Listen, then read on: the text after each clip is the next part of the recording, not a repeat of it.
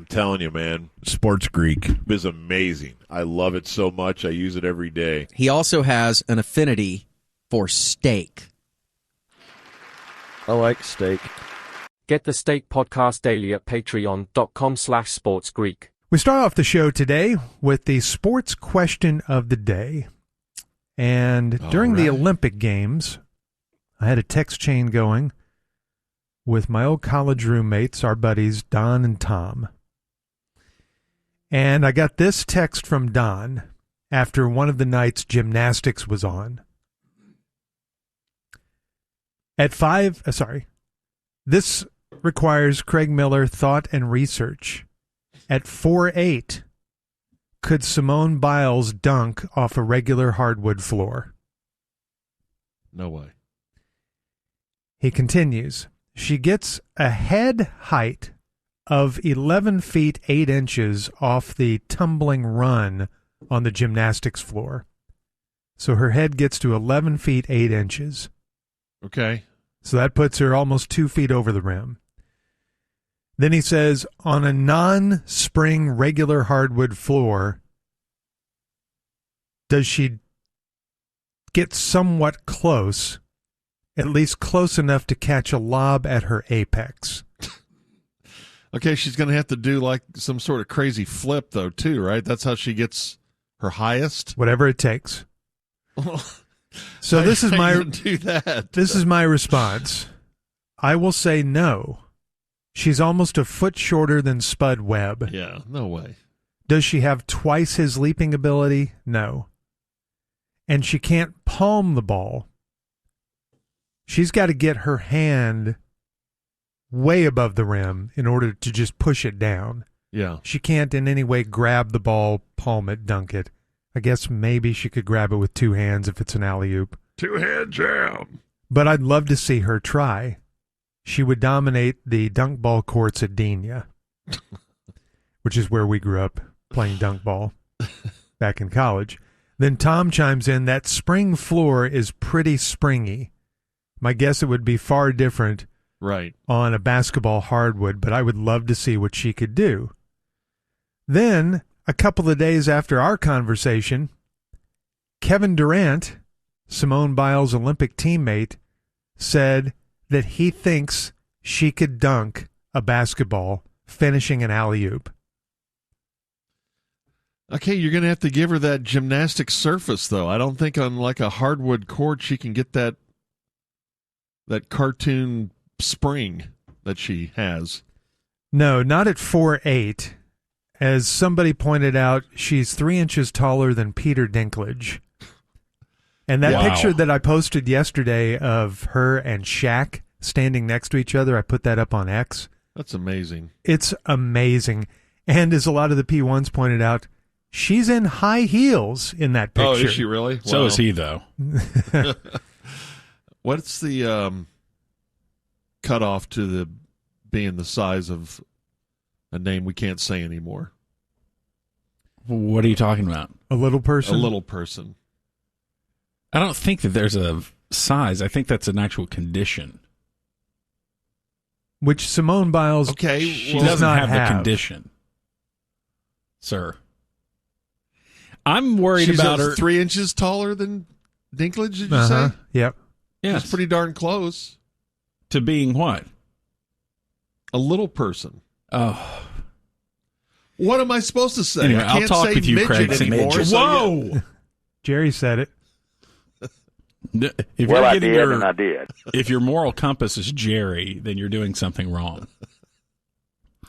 So I'm worried about her, even if she's able to somehow get that height, somehow able to grasp the basketball and get it in there without having small hands. I don't think she's contemplated the landing. How do you land? She could hang on the rim. Wait for all the players to get out of the way. Yeah, like an NBA badass. Just hang on the rim. That's the only way that she could land, because otherwise... Yeah, she'd have to steady herself on the rim for a little bit. Probably get a tee. And then let go. So on RealGM.com, basketball website, they had a whole conversation about this. Somebody posted According to this article below, which cites a YouTube video by a physicist, Okay. if you normalize for the springs and the way she vaults herself in the run-up, a reasonable estimation of her jump is 5.9 feet above the ground. That would imply a 70-inch vertical. If this is true, she would be able to throw down an alley-oop easily at her height. Wow. Okay. Now, Well, let's get her a ticket stock and try it. I don't think she could, but man, I would love to see her try. And she is a complete freak. Yeah. Just like we were talking about yesterday, climbing that rope with her legs straight out. Yes. How do you do that? Right. I mean, she does things that really nobody else can do. Maybe a couple of other gymnasts can do, but if she's the best of all the gymnasts ever. And I think that's the X factor here, is that she is so good. If she's determined to learn how to do it, she'll figure out a way to do it. Yeah. According to the website Little People of America, to be classified as a little person, you have to be under the height of 4'10". Wow. So she see, would you guys thought I was qualify. crazy. Don't you need some other things, too? No, man, it's a condition. I'm just saying. I didn't talk that way. That Yeah, is you did. that is what qualifies as the definition of dwarfism, according It's to just being under that height, so every kid can be a member of that No, it's gotta organization. be an adult. it's an adult height of under 4'10". So the other question here is her ability to grip the basketball. If it's just a pure alley-oop and she grabs it with two hands, that's one thing. But I don't know that she could maybe, what if we gave her a tennis ball? Could she dunk a tennis ball? That way she just has to get to Yes. the rim. Can she touch the rim? Can she dunk a Let's golf start ball? there. Could she touch I the don't rim? know. On a basketball floor, I don't know about that. Again, I'm going to guess no. I don't think so. Think what a freak we thought Spud Webb was at 5'6", almost a foot taller, and it's not like he soared way above the rim. No. He could dunk, but that's a man's strength. Now, her vertical may be greater than 99.9% of the men on Earth. Yeah. In fact, it probably is. So you do have to take that into account, but is it better than Spud Webb in his prime? Even if it is just a little bit better, which I can't imagine it being tons better. If Even she it- could, think how great it would look. Oh, my God. What an awesome dunk it would be. She actually has dunked a basketball in a game. What? She appeared with the Globetrotters, Okay. but she used a springboard. Oh, right. Okay.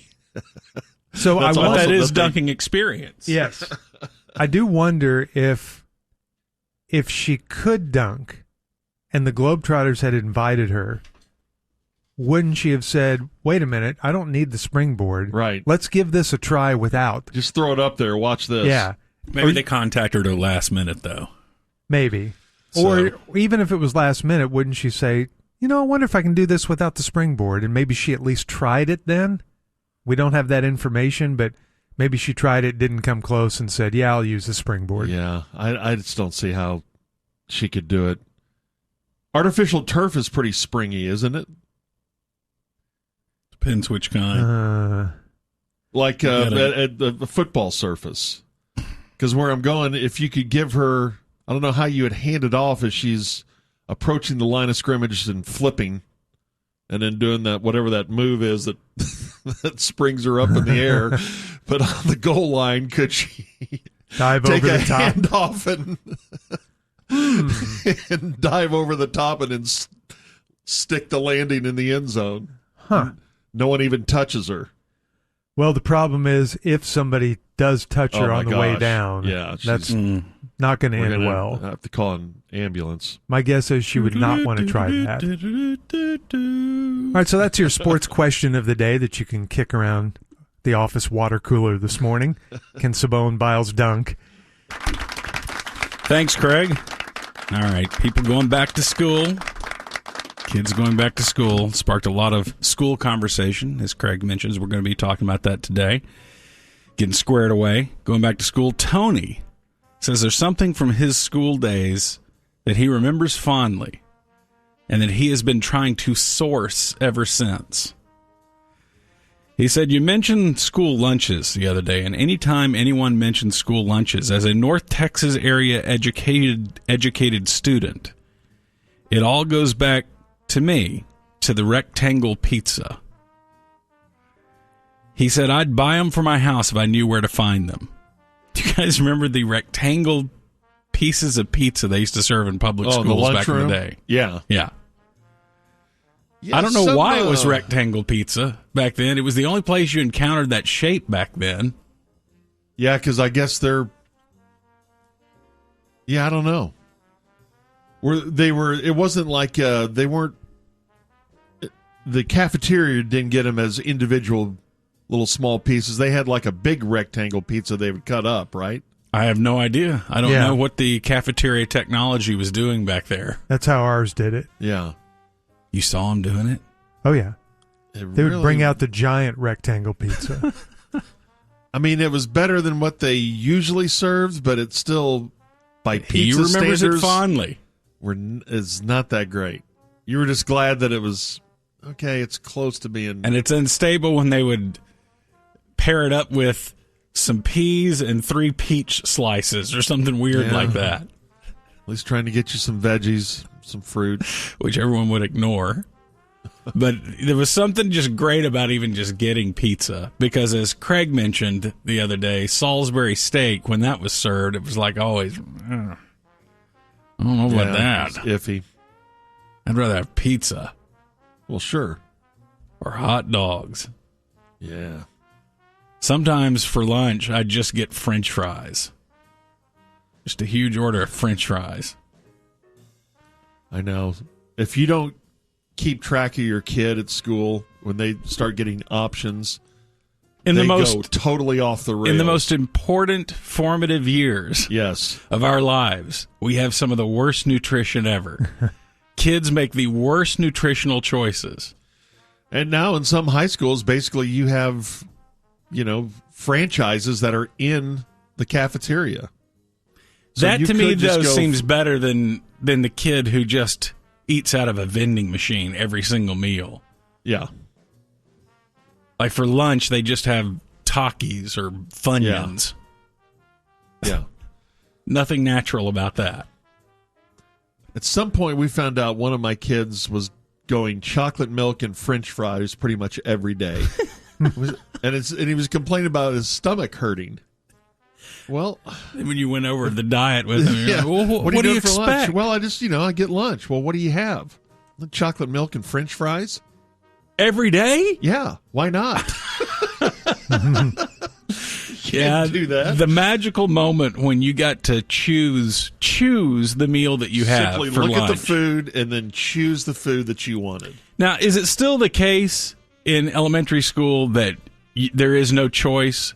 There's no school choice when it comes to lunch in elementary? I think elementary, it's still standard. This is what we're having today. But when you hit middle school or junior high, that's when you are now in charge of your nutritional options. Yeah. So you will choose French fries and chocolate milk. Yeah. And for dessert, have Funyuns and a Snickers. Yeah, even when I was in high school, my lunch would be in the cafeteria: Coke, Reese's Pieces, and French fries. I don't know. How did I grow? Just stuff you look back on now, just going, it's so wrong. I know. To subsist on that.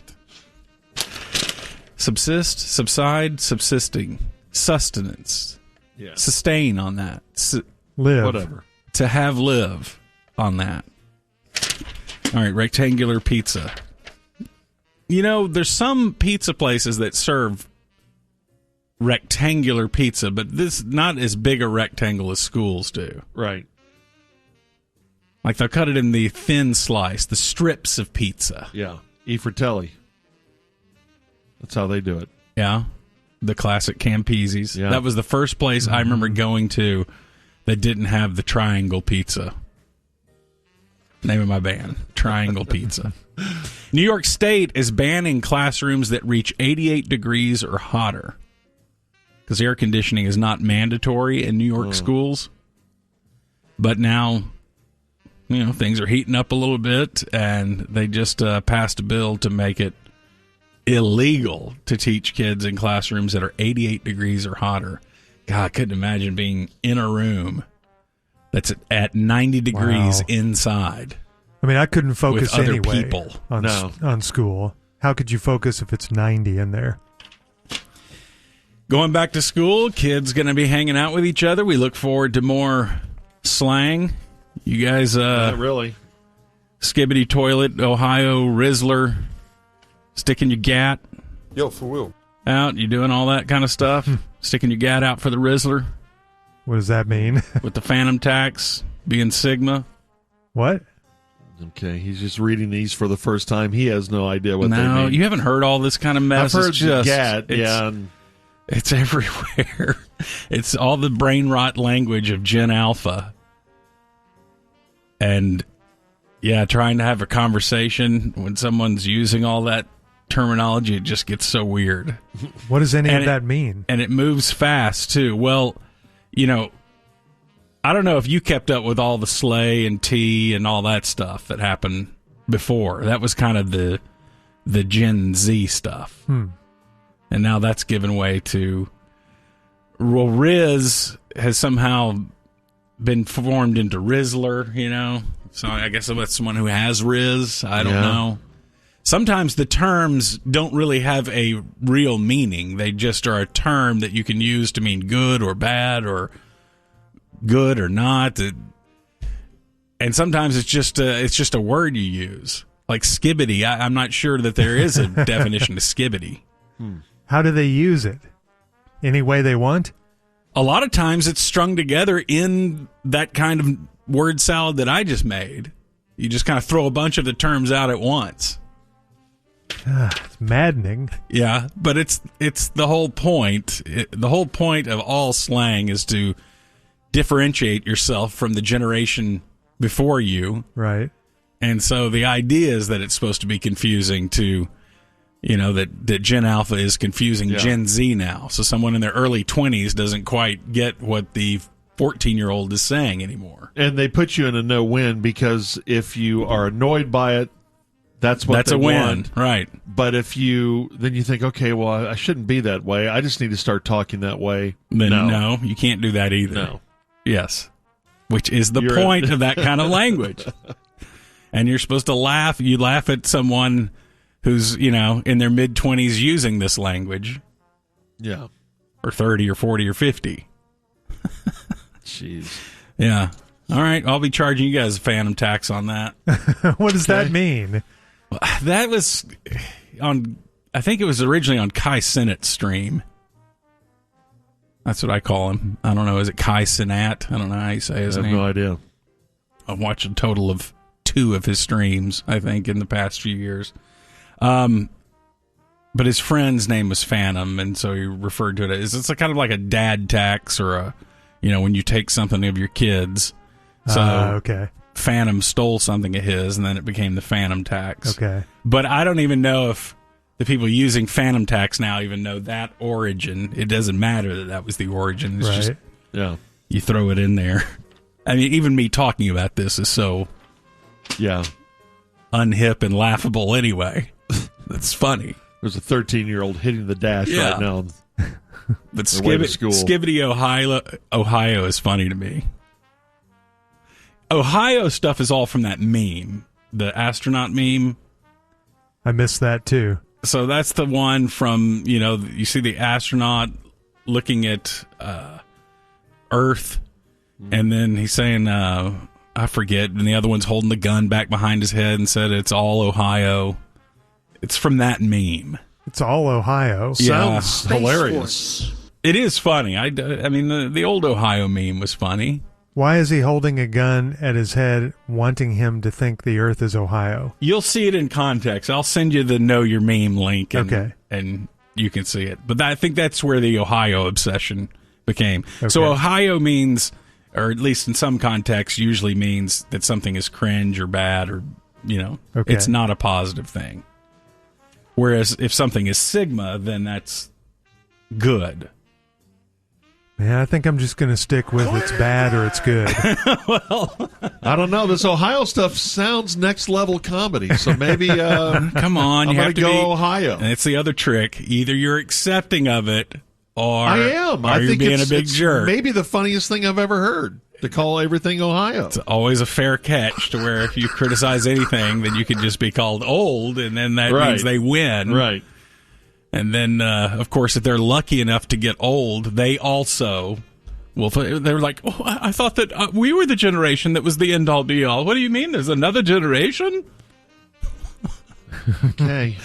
It's the job of every young generation to be arrogant, thinking that they will never get old. To serve the older generations. Yeah, to serve them in the bad way. Right, yeah. Not to do things for them, but make them But look yeah, I think it's fun. I love it when P1s send me wheels off conversations with their young kids that they just don't understand what they're even talking about.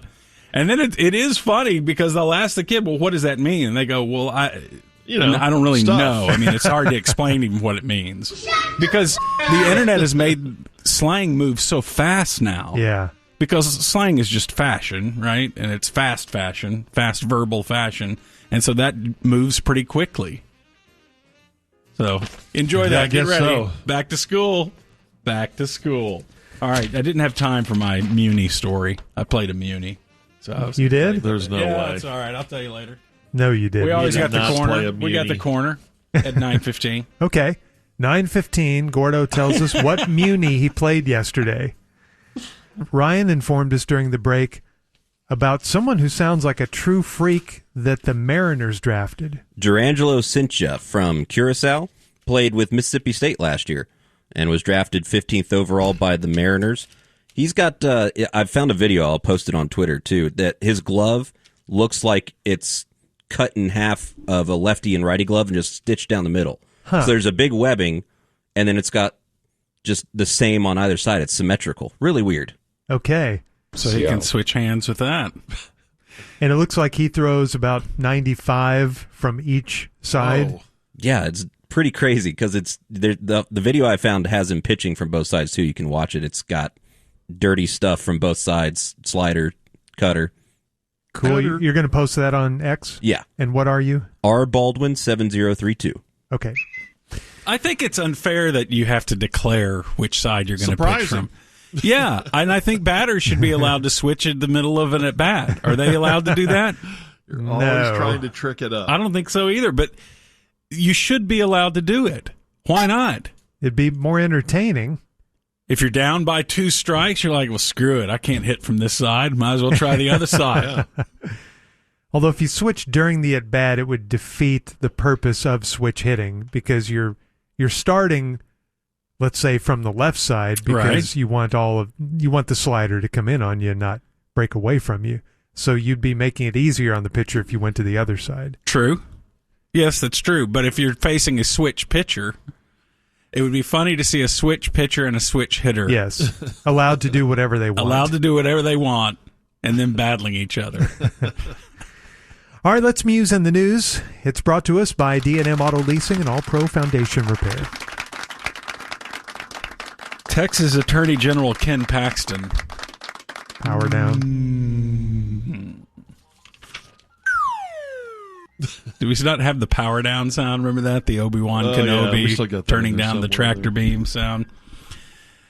He sent a letter to the city of Dallas warning the state fair that they better allow guns in there. Dang right. It's Texas. State fair this year said that they don't want people bringing guns unless you are a police officer or a retired police officer into the fairgrounds. Of course, we had the shooting there last year at the food court. And so this year they said, well, no guns. We had the guns last year, and, it was there was shooting, and people were shot. So that happened. This year we'll go a different direction. Ken Paxton says, not on my watch. So he sent a letter and said that if they don't change their state fair firearms policy, he's going to file a lawsuit. Oh, boy. Go ahead, wade into it. No, I don't want to. Wade into it. It doesn't seem like a setting where we need guns. Lots of kids, family fun. There is alcohol. As the morning news pointed out this morning, guns aren't allowed at the Houston Livestock Show and Rodeo. They're not allowed at Cowboys games. They're not allowed at Six Flags. And Ken Paxton sues every single time. No, Every I single don't think so. Cowboy game. Well, And I guess, if you're trying to look at both sides of it, some say, well, I feel more protected if you could be armed. And I guess there's a stat out there that says most of our deadly shootings happen where guns are banned. because they're soft targets. Yes, but isn't that why we have police officers out there and security at the state fair? Do you really want just anyone who can carry a firearm to, if something goes down, okay, he's going to start firing or she's going to start Everybody firing can too? pull out their guns. It just becomes a shootout. It's a very tricky subject because a lot of times, I say a lot of times, I don't know that for a fact, but it is true that if there is a public shooter, that it usually ends when they are confronted with another gun. And we've had it happen before where a citizen, it was just recently in the last couple of years, was it a mall shooting in Minnesota or somewhere, that a citizen with a concealed carry took down the gunman who was shooting at the mall. So there's that aspect to it. There is the aspect of Second Amendment rights. If you have the right to carry in a state, how do you ban them from carrying? And the difference between the cowboy gaming scenario and this scenario is that I guess there is a law that if this is a property owned or leased by the government, then you have to allow carry because people have the Second Amendment. And that's what the state fairgrounds are. They're owned by the Or leased by government. But then again, we don't allow them in courthouses, I don't think. Are they... Like, how does that happen? Like, Ken Paxton, I'm assuming, carries a handgun to work every day. Or is he not allowed to work in his government building while carrying a weapon? I don't know. It is a weird patchwork issue of where even gun rights people... You know, we had the irony of the NRA convention that happened here that didn't allow you to carry, and no one made I guess no one made a big deal about that. I don't know. Maybe Ken Paxton sued on that, or somebody sued. I don't know. Why didn't the NRA go crazy? Why didn't they sue themselves for that policy? Yeah. It's confusing to me. I know it probably makes sense to some gun owners, which I am a gun owner. But it doesn't make sense to me how we kind of patchwork it together. And I'm also a gun owner who does like it when in certain areas where they don't allow guns. So, yeah. Maybe Ken Paxton just wants to be on the other side of a lawsuit. Maybe that's it. That he wants to go after someone instead of people coming going after him. Yeah. But anyway, so he may sue the city of Dallas, file a lawsuit. But he's for the government staying out of people's business, though. It's another one that also it's a real kind of more pick and choose kind of thing. Okay. We want small government, but if it's something that we don't like, we love the government going after people. And you know my deal. My deal is just always, whichever way you fall, just try to be consistent on all issues of it, you know? Yeah. If you're for the small government, then don't support the government coming in and telling people what they can and can't do. Right. Even if it's something you don't like. Okay, so then that happened. Then this is going on. This stuff worries me. I think most people may get tired-head about it and tune it out. But I'm concerned with our cybersecurity and our identity theft and the raids that happen on databases. Now they're saying that hackers may have stolen the Social Security numbers of every American. Wow. 4 months after a notorious hacking group claimed to have stolen a really extraordinary amount of sensitive personal information from a major data broker. A member of that group has released most of it for free on an online marketplace for stolen data. We have online marketplaces for stolen data now. Wow. Jeez. So this breach includes Social Security numbers, other sensitive data, of course, your age, where you live, all that stuff. I've never been a victim of identity theft so far, knock on wood, but having read accounts of people that have gone through it. Oh, it's terrible. It's something that if it happens to you, they're still dealing with it like 12 years later. They're still battling to try to explain to this company and then that company and then this bank and then that one that no, that wasn't me. And it becomes something they can't climb out of for the rest of their life. And most of us, I don't think, have good sensitive information hygiene. We don't protect our identity enough. It's almost impossible to do these days, though, because you have to trust so many sites because so many places ask for your Social Security, your address. You can't sign up for most things. If you're going to live online, you can't do that without giving over all of this. So you have to trust AT&T or Equifax, or you have to trust these sites, or you need to live off the grid. How do you get around it? Why don't we all... They ought to allow us all to just form corporations, and then everything is done with that corporation name, and therefore if someone steals the identity of that corporation, starts taking out loans, you just shut that corporation out and go on. It just seems weird to me that it's so hard to even change your Social Security number if you are compromised. Yeah. They don't really allow you to change that. But we're all compromised in that we have to surrender all of this personal information. Do we have to, is my question. Yes.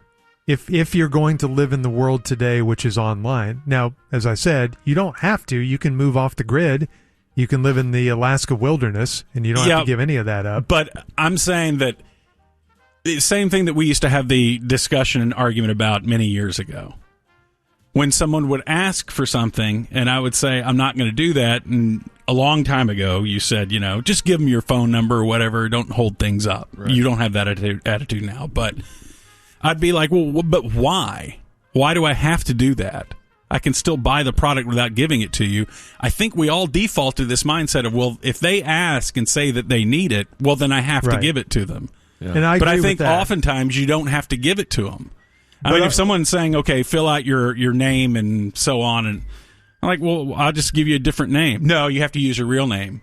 You can't change it. Right. I'd be like, your company just changed their name 2 years ago, and I'm still right. I'm not requiring you to go by that name.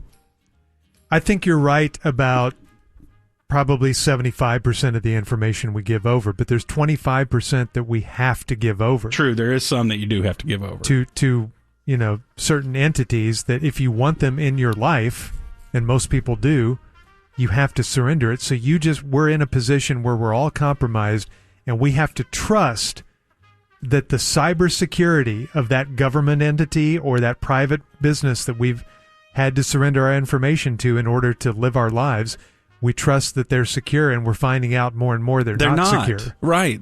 So we're all you're screwed. Exactly right. We are screwed in that sense. It's very strange. I've had this happen before, too, where a company calls me up.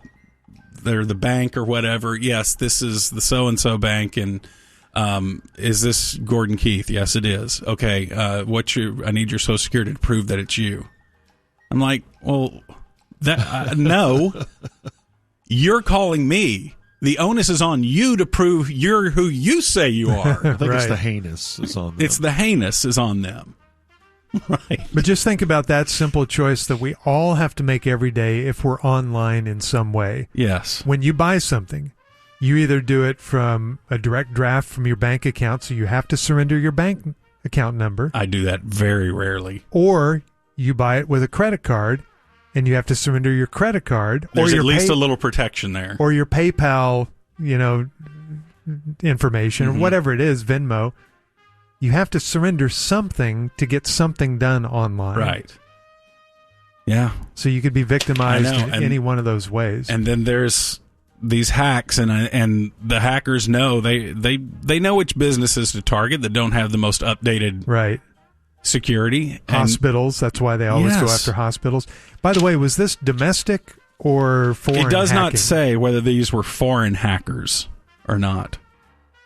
But there are things you can do. You can call the 3 big credit bureaus, put freezes on your accounts to where you have to, when you're applying for a loan, then you go to it and you unfreeze it. Mm-hmm. You get that loan, then it is frozen again. Don't just leave it wide open all the time. Right. Yeah, I've done that. I've got all of mine frozen, but those entities get hacked as well. Right. You got to trust that you have to try to do something. Then there's other companies that do that. Hey, we protect your identity. And then I'm always going, well, if I'm a hacker group, I just set up one of those companies that say that I protect your identity. Right. All right. This is crazy. There's a guy who went to Disney World back in February, Jeffrey Piccolo. And he's there with his wife. And she died consuming food that contained allergies at a restaurant at Disney World.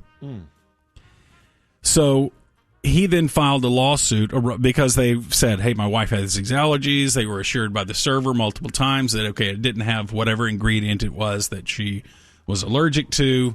That's a really scary thing. That's another one of those deals that I think people who don't have allergies kind of dismiss. Oh, what's the matter if it's got a little peanut oil in it? I've been eating peanuts for all these years. I'm totally fine. I don't know what you're sitting there, but you're just being high needs.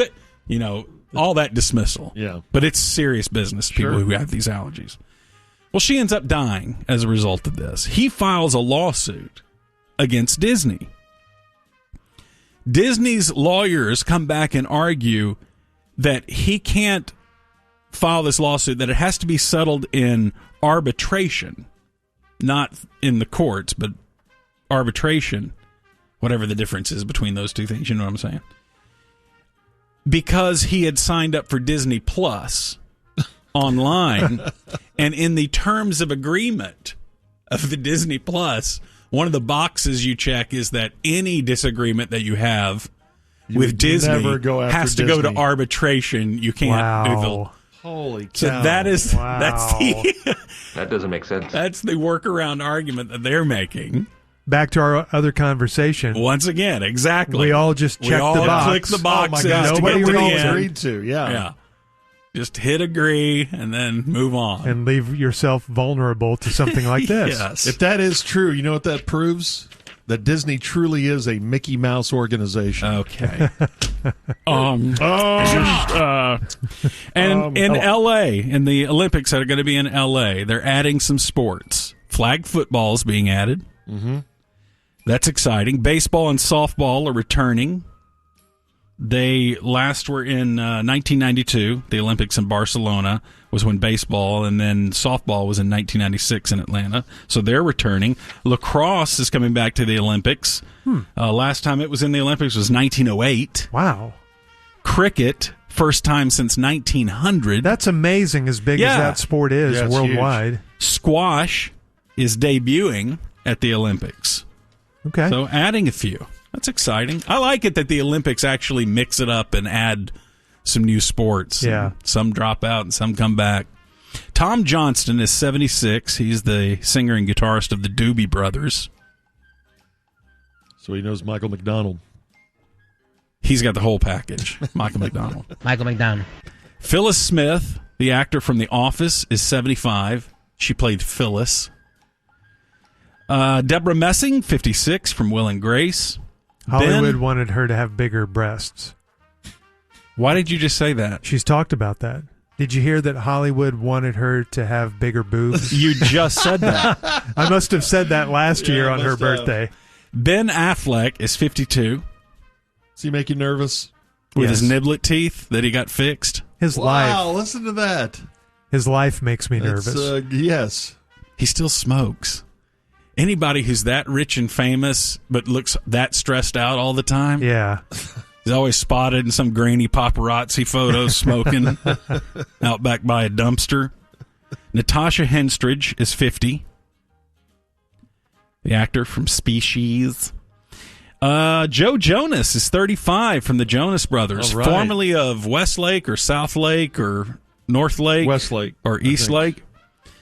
Jennifer Lawrence is 34 from the Hunger Games. J-Law.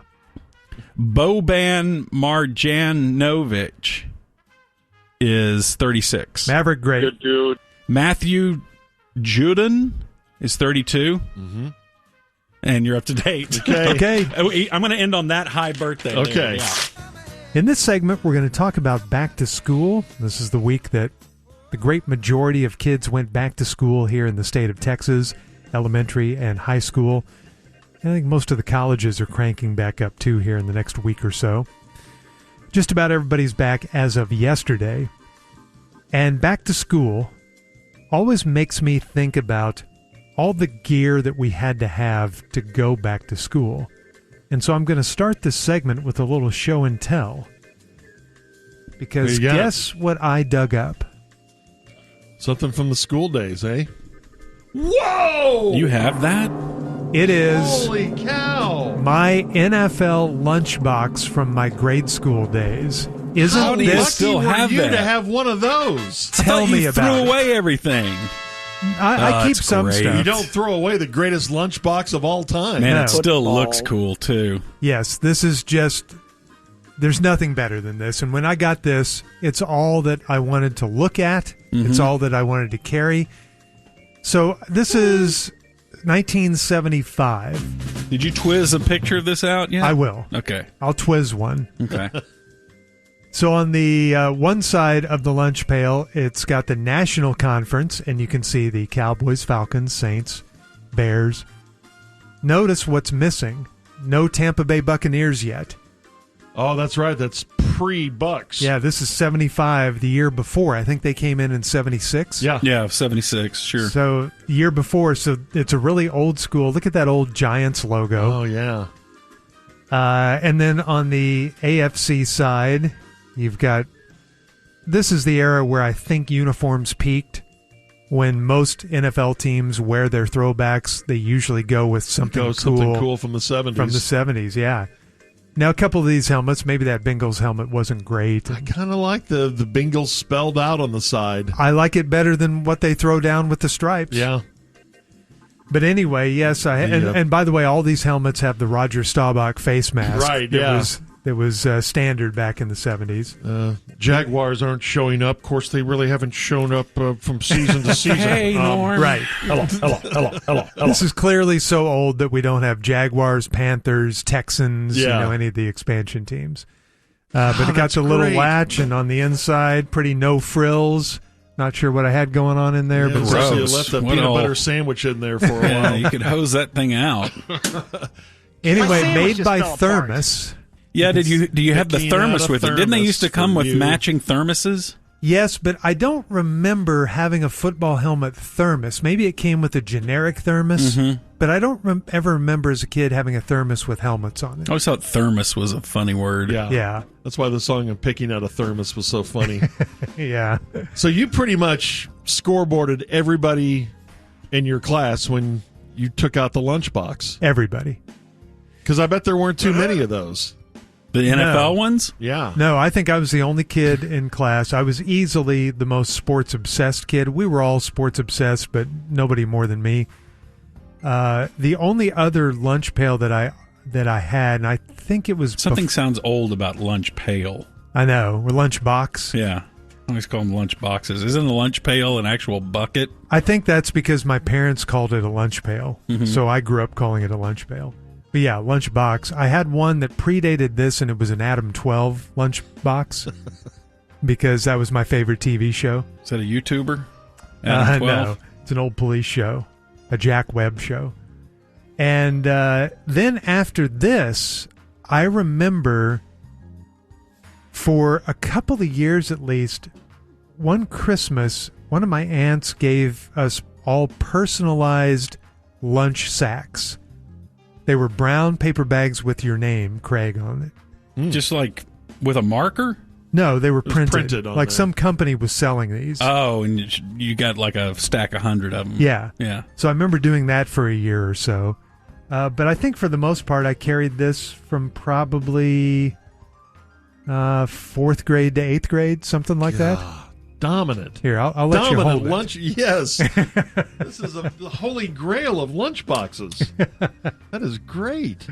Not as good as my Pac-Man Yeah, lunchbox. I never got the lunchbox. Mom always just You put never it in, had a no. lunchbox? Really? Oh, man. Oh, just the paper sack, and that left you open for the worst lunchroom prank where someone would come by and just punch your lunch. Yes. Smash it. Why? Sorry was that? Why did kids do that to each other? Flatten your sandwich, ruin your chips and cookie if you had one in there. It's horrible. I can vividly remember what my mom packed in that lunch box almost every day. I hated peanut butter and jelly, and to this day hate peanut butter. So every day I had a peanut butter sandwich Okay. in a little plastic baggie. She would put some chips in there. She would put some grapes in there, and maybe a cookie or like a little, mini Mr. Goodbar or crackle. And big old cookie. And then I think I had either milk or some kind of juice or Kool-Aid, or I don't remember what it got in the thermos. But Whatever it was, the thermos would keep it cold. I told you guys this story before. One of my friends in grade school, Danny Gandra, who's now a preacher, his parents went on vacation once, and so his older brother was watching Danny and his other brother. So the boys ran the house that week. And that Monday, Danny came to school with his lunch sack, and he took it out at lunch, and he turned it upside down, and what fell out was nothing but Lifesavers. 7 packs of Lifesavers. that's Greatest week of his life. That's what he packed for his lunch that day, and that's what every day was just candy. That's awesome. So that was probably the number one piece of gear that you wanted to have squared away, your lunch box, and if you could get one that represented your favorite TV show, or in this case, my favorite sport or one of my favorite sports, you were feeling pretty good. Yeah, it seemed like I hope to cash in on I heard the Sweet Spot talking about this yesterday, that you hope to get the new pair of shoes to start the school year. Yes. And you wanted something that everyone else is wearing, not too far off, so you wouldn't get have to take in the shorts for not wearing the cool shoes. Mm-hmm. I guess when we were in elementary school, this was pre-Nike, so I guess Chuck Taylors were the cool one for us, maybe. Adidas was a big thing when we were in elementary school. I hardly remember wearing any kind of branded shoe until maybe 8th or 9th grade. Like in 1st, 3rd, 5th, I just think I was wearing something generic. Just whatever, yeah. Something we got at Payless. Yeah. Some other gear that I was thinking about that we would always take, and I don't know if kids take this kind of stuff today. You remember when we needed something to put our pencils, pens, eraser, ruler, protractor, you had to have all that stuff. We'd put it in a cigar box. And you would take a cigar box to class, and that's what you kept all your stuff in. Yeah. An actual cigar box, Yes. or just that form factor? Because we called them supply boxes. Yeah. But they were the form factor of a cigar box. Yeah, both. Some kids, I guess if your dad smoked cigars, that way you didn't have to go buy a cigar box. He would just give you an old one. But we had some kids with the old cigar box that had like the little tiny nail that would close it, that would keep it shut. That's safe for elementary school kids. And then, yes, there was the cigar box type box that you would get at TG&Y or Kmart or something like that. But that's what we put all of our tools in, everything that we needed. What was that thing called that was plastic that would fit into your notebook, in your 3-ring notebook? It was like a pouch. Had a zipper on it. Yeah, like a pencil pouch. I guess it was a pouch, yeah. Yeah, I forgot about that. Yeah. And the 3-ring notebook with dividers. The Trapper Keeper's still around. Is it? That may have been after y'all's time, though, was it? The Trapper Keeper? Yeah, that was a big deal. What was that? It's a particular kind of notebook that you'd get. It was just really cool and had features. Generic features. It had like a little zip bag for all your pens and pencils. Yeah, it had like 3 or 4 folders in it, a notepad. It was great. Mm-hmm. And they were pretty specific, as I recall, about you had to have a number 2 pencil. Everybody got the same big pink eraser that you would inevitably draw a face on and make it a person. You had to have the protractor, the ruler, the what else? What other gear did we have? Yeah, they have that list that I guess it got more complicated as you got older. That you may have to have the calculator, which I guess some kids still do. They didn't allow those calculus and stuff. We didn't get to use a calculator. I don't even think in high school back then. That was seen as cheating. Yeah, we had to do it all pen and paper, or pencil and paper. When I was in 3rd grade, we couldn't afford the Chromebook that we were supposed to buy. And so I just had to use an iPad. Today, I think most kids have a backpack. That's what they take everything to school in. I don't ever remember having a backpack until college. No, I didn't either. There was a phase where backpacks were uncool. I remember when I was going to school, and you wanted to carry like a duffel bag. It was like it was a book bag that you carried down by your side. But then it became uncool to actually carry your books in that, so you carried them all up under your arm, freehand. Yeah. That's what I did in high school. And my friends would wait at the front door for me in high school. Knock them all out of your hand. No. And they would watch me pull up in my car and get out of my car, and they would laugh every day because I didn't have any books. I never took anything home. What I need those for? They're like, aren't you doing any of your work at home? No. Okay, so does all this talk create some sort of nostalgic feeling with you, or does it make you nervous thinking, oh, crap, school is starting again? It makes me almost break out in hives. That's how much I hated school. I also hated school, but all of this is nostalgia for me. Yeah, well, the lunchbox is awesome, but all the other supplies, I just went, oh, gosh. I didn't even thought that when my kids were going back to school. I don't know. It gave me such an uneasy feeling because I knew they were going to go to a classroom for 8 hours a day. Yeah. Some kids love it. I know.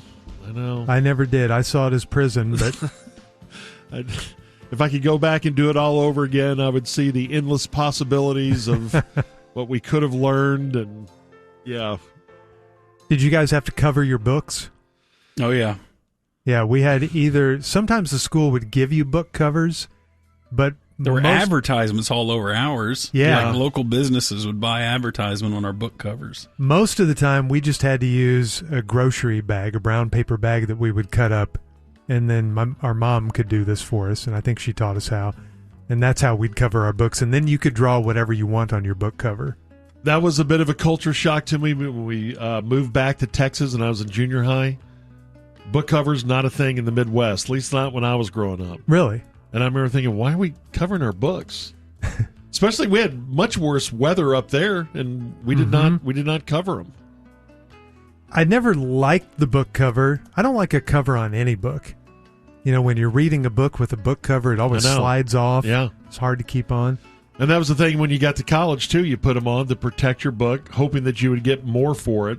Yes. When you sold it back in, but you never did. Doesn't really matter. And I guess that was part of the school wanting the book cover when we were in grade school because it was school property. You didn't buy your books. And so they just gave them to kids year after year after year.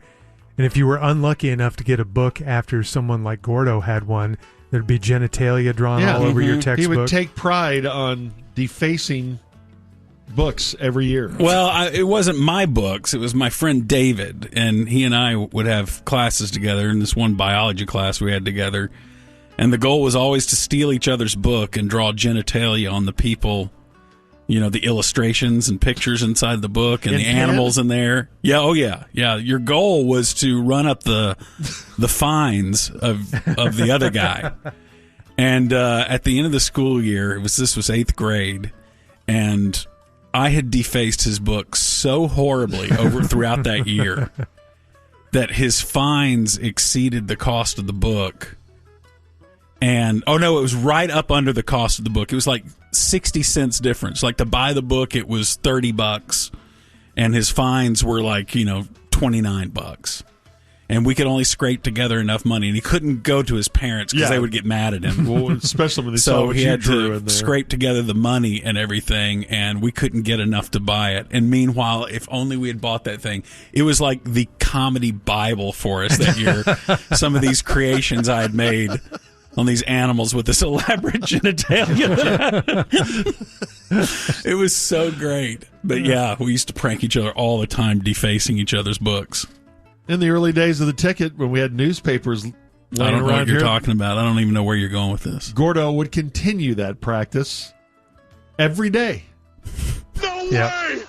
And that was back when we didn't use the internet. We didn't really have it. I mean, it was out in the bullpen area. We didn't use it for show prep. So it was the newspaper that everyone had to use.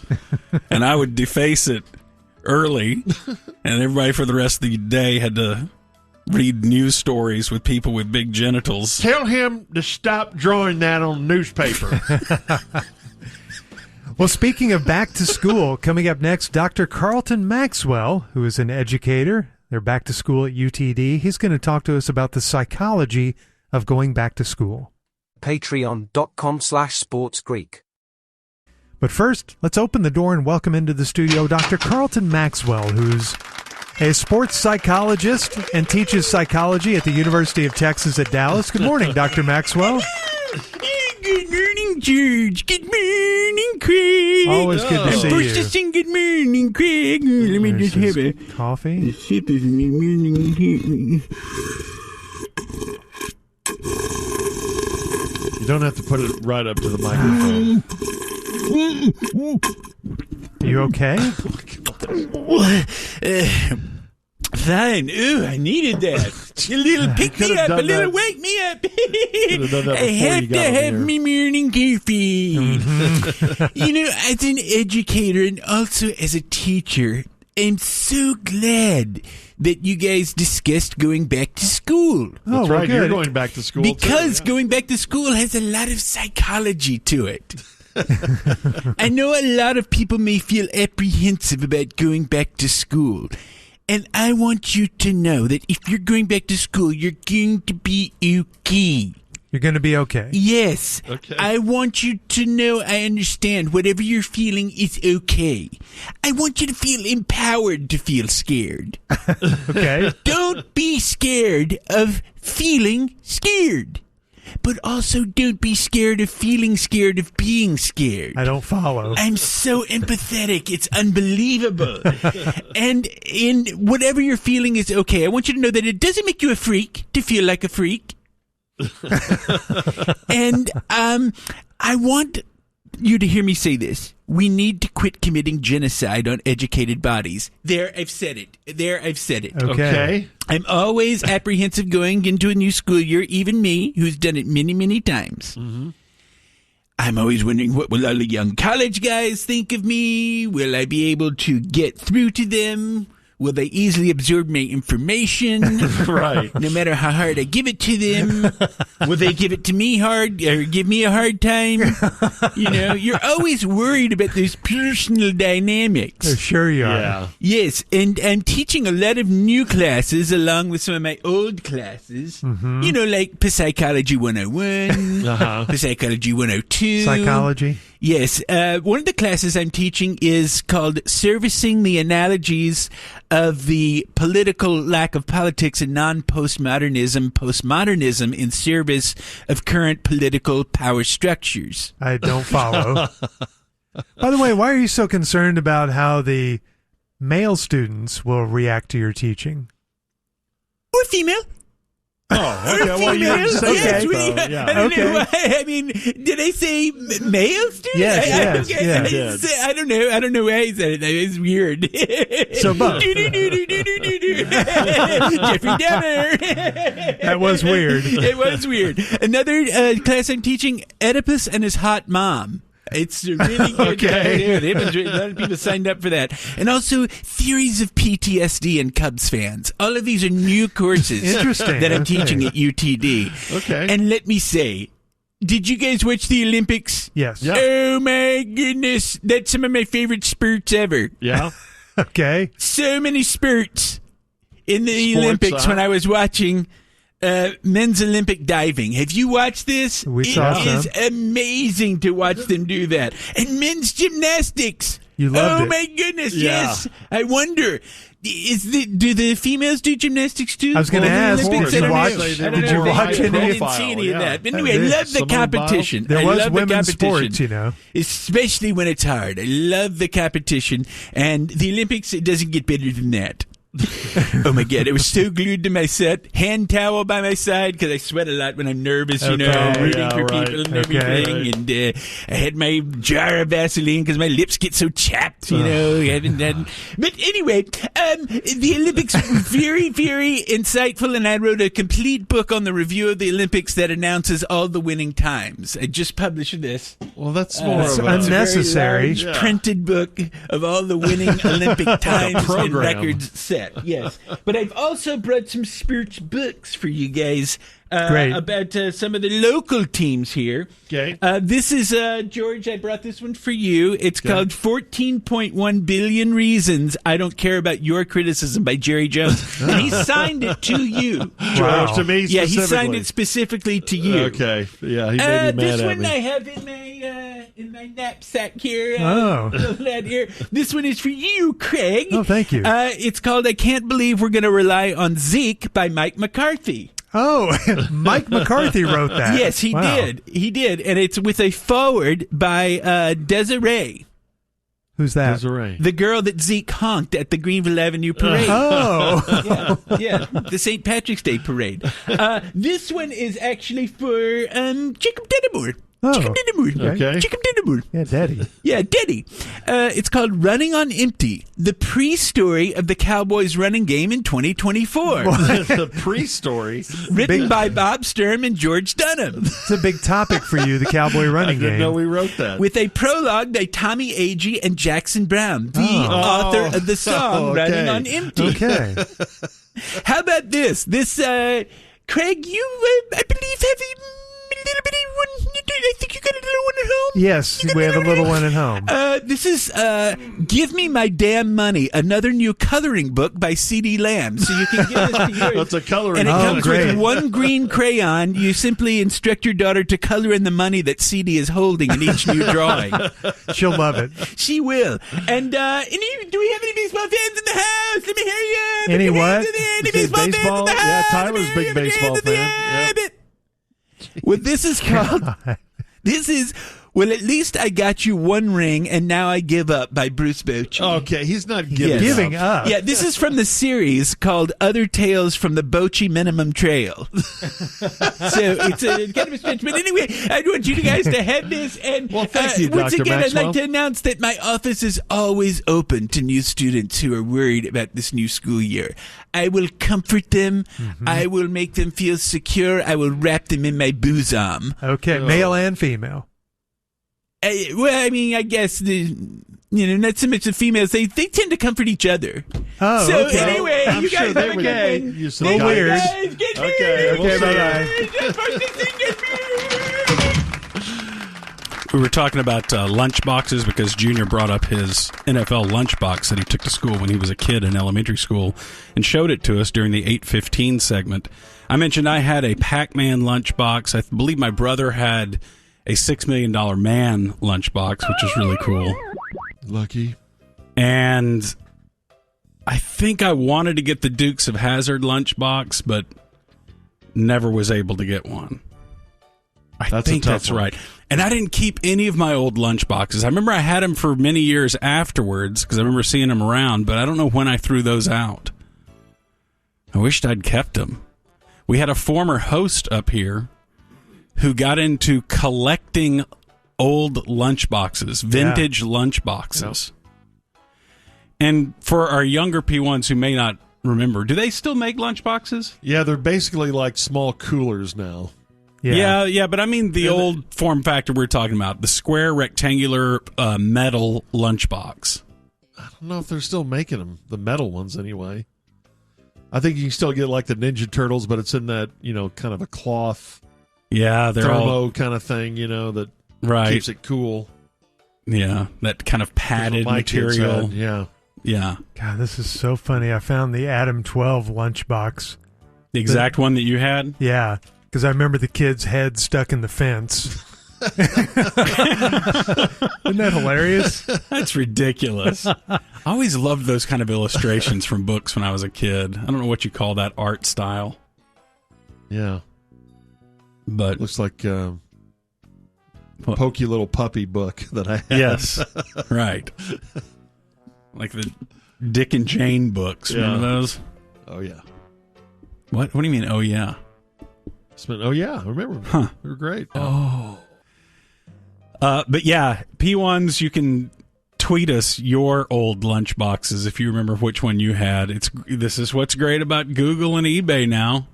You can easily find old things that you used to own. You can now find pictures of them. Yeah. My favorite was my old Empire Strikes Back lunchbox. Oh, man. That's next level. Nice.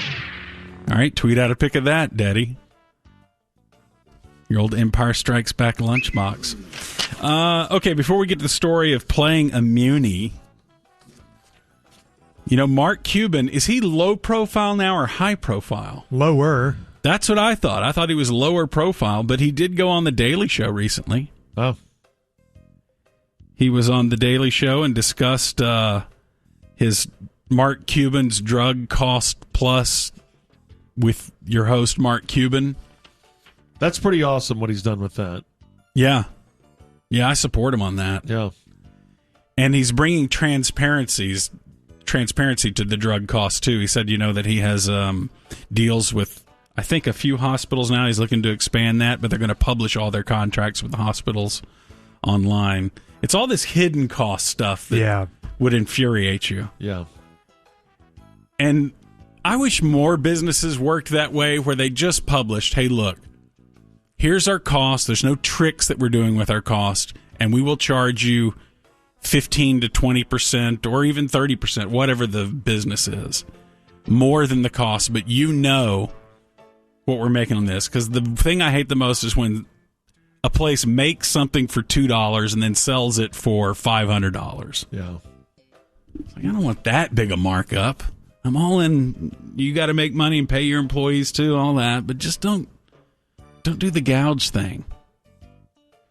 Or are we all so used to this system that we work in now? We're okay with paying 1,000% profit on some things as long as we know that we're getting something else that they're having to dump at cost, or they're taking a loss on something. Mm-hmm. We'd like the joy of getting the good deals so much that we're willing to be ripped off on all the other ones. No, I think all we care about is the fact that we're being ripped off at some point. That outweighs anything else that we're getting as a good deal. If you were finding out that you were paying cost plus 30% on everything you bought, does most people's psychology go, well, why that's 30% more? I mean, where all is that money going to, and why you are making 30% profit on this? And you have to explain to each and every individual who complains about it. Yeah, okay, but we have employees. We have this building that we're in. We got healthcare and electricity costs and lease. And I don't know. All that adds up to 30%. I mean, that seems real. Just here, let's go back to the old way. So Mark Cuban on The Daily Show. All right, the story of Muni. George, you were wrong. No, I did not play a Muni. This is not a story about me playing a Muni. I don't even know what a Muni really is. I know is it like a public course that if you live in the town you can play it, or anybody can play it. Yeah. Okay. It's a municipal golf course, and it's open to the public. You don't have to be a member. But municipal's a glazer word. Why? You don't think municipal is? But in this case, it's just... Well, then why are you asking me why if you already find it a glazer word too? Appeal to your intuition. Don't yell at me, because in this case, it's pretty obvious what it is. It's a public golf course. Don't sweat it. I'm not trying to piss you off. Jeez. All right. You guys have played Munis. Oh, yeah. Oh, yeah. And you can run into some wheels-off people at Munis Oh, yeah. in a way that you wouldn't at some high-toned country club. I mean, you find wheels-off people everywhere, but with Munis, the percentage goes up. Yeah, I would say so. So this dude posted this story on Reddit, Pretend Wrangler 654, of the most wheels-off Muni course he's played, because he was a single playing it. So sometimes you get paired up with people who are more wheels off than you. Yeah. It's real potlucky if you're just a single guy that's getting thrown into another group. So he told this story, and you have to tell me whether this guy in the story is very squared away or not. On Saturday, I played a Muni course about an hour away. I booked as a single and ended up being paired with a threesome that plays every Saturday at 9 a.m. no matter what. Anyways, on hole 3, we get heavily backed up, and one of the guys said that he needed to be done by 11:30 because his 13-year-old daughter's birthday lunch was at noon. I immediately knew that he was not going to be on time. No way. Fast forward to hole 7, which is at 10:40 a.m. That's when they hit hole 7. And his wife calls, and he tells her that he's only on hole 5 right now. So he's already lying, fudging that. But will come home after hole 9. He then turns to his buddy and says, "She's 13. It's not like she's going to remember if I was actually on time for her birthday lunch." So that's like the 13. Time. It's not like she's remember everything. 3. Right. Fully expecting him to be responsible and leave after 9, he comes out of the clubhouse with more beer, and we all head to the back 9 at 11:10 a.m. Wow. Now, he's already told his wife he's going to be there by 11. He's going to be done by 11:30 and only playing the front 9. But after the front 9, he goes on a beer run, comes back out to play the back 9, and it's 20 minutes from when he's supposed to be done. On hole 12, which is at 11:50-ish. 10 minutes to go. No. This is party. 20 minutes late at that point. Yeah, right? 10 minutes to go to the party. Correct, yes. But 20 minutes late from when he said he was going to be heading that way. Right. His wife calls again at 11:50, and he tells her that he's sobering up in the parking lot before driving home. They get into a huge argument, and he hangs up. Yeah, you think that one's going to go well? That you're sobering up before you go home to your daughter's birthday party? If you're having a call at 11:50 before noon, and say that you're in a parking lot sobering up, something's gone wrong. Go to your happy place. And you're even lying about that. That's the good face you're putting on what's going on. They get into a huge argument. He hangs up. While he was on the phone, one of the guys leaned over and said to me, "Yeah, they're separated, but they're trying to work things out." Is there any hope that this is going to work out? No.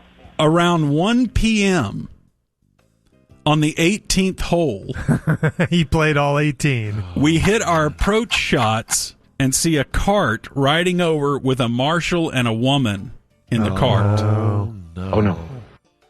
Turns out this guy's wife previously had divorce papers written up and decided that she had had enough and served him in the funniest way possible right on the 18th green. They get into a huge argument. He storms off in his cart, leaving his buddy behind. So she, I guess, left the party to decide she had enough and then just came and served him divorce papers right then. If this is true, on a Muni while the guy's drunk. So he had enough of he's ready to end it. Okay, but it's one thing if he doesn't like his wife. Right. But it's his daughter's 13th birthday party, and he's still playing and drunk at 1 p.m., an hour after her party started. Yeah, that's sorry.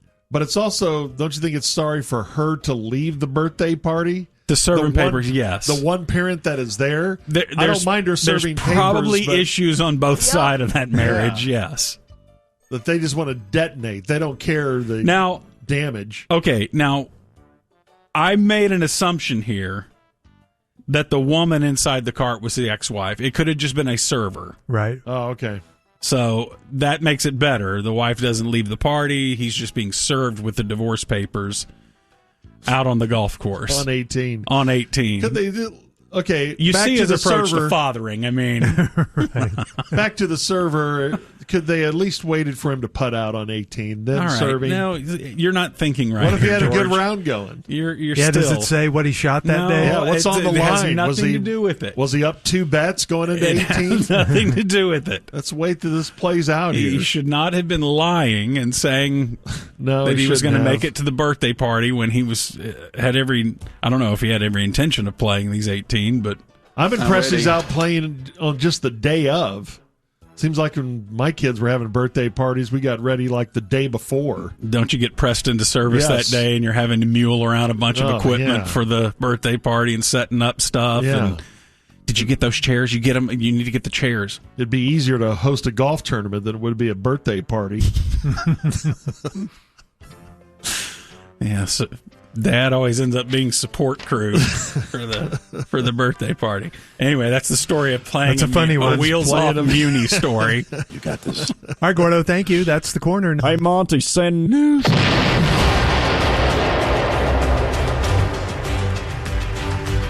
Thank you, David. Thank you, Justin.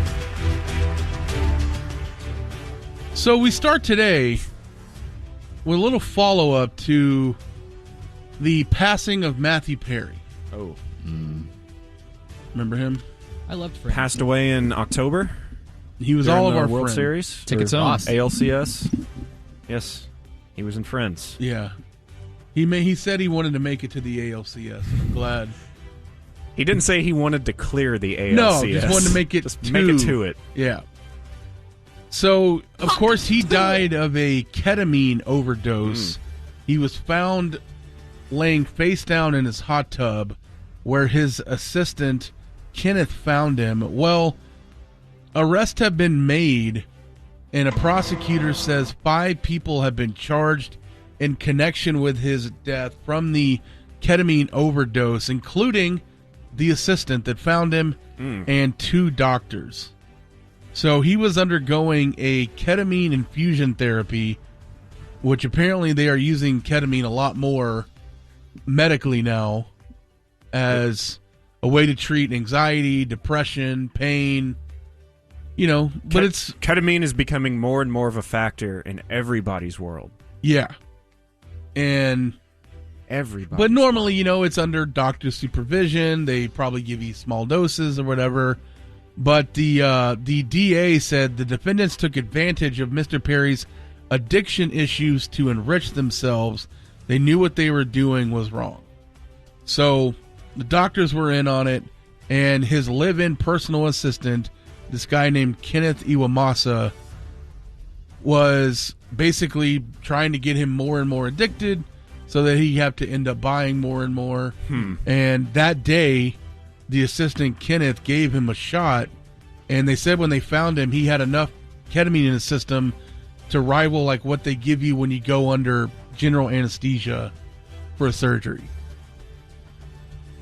So they basically just made him become more and more addicted, and then gave him way too much and killed him. So they were the ones administering the doses, like how much he should take, Yes.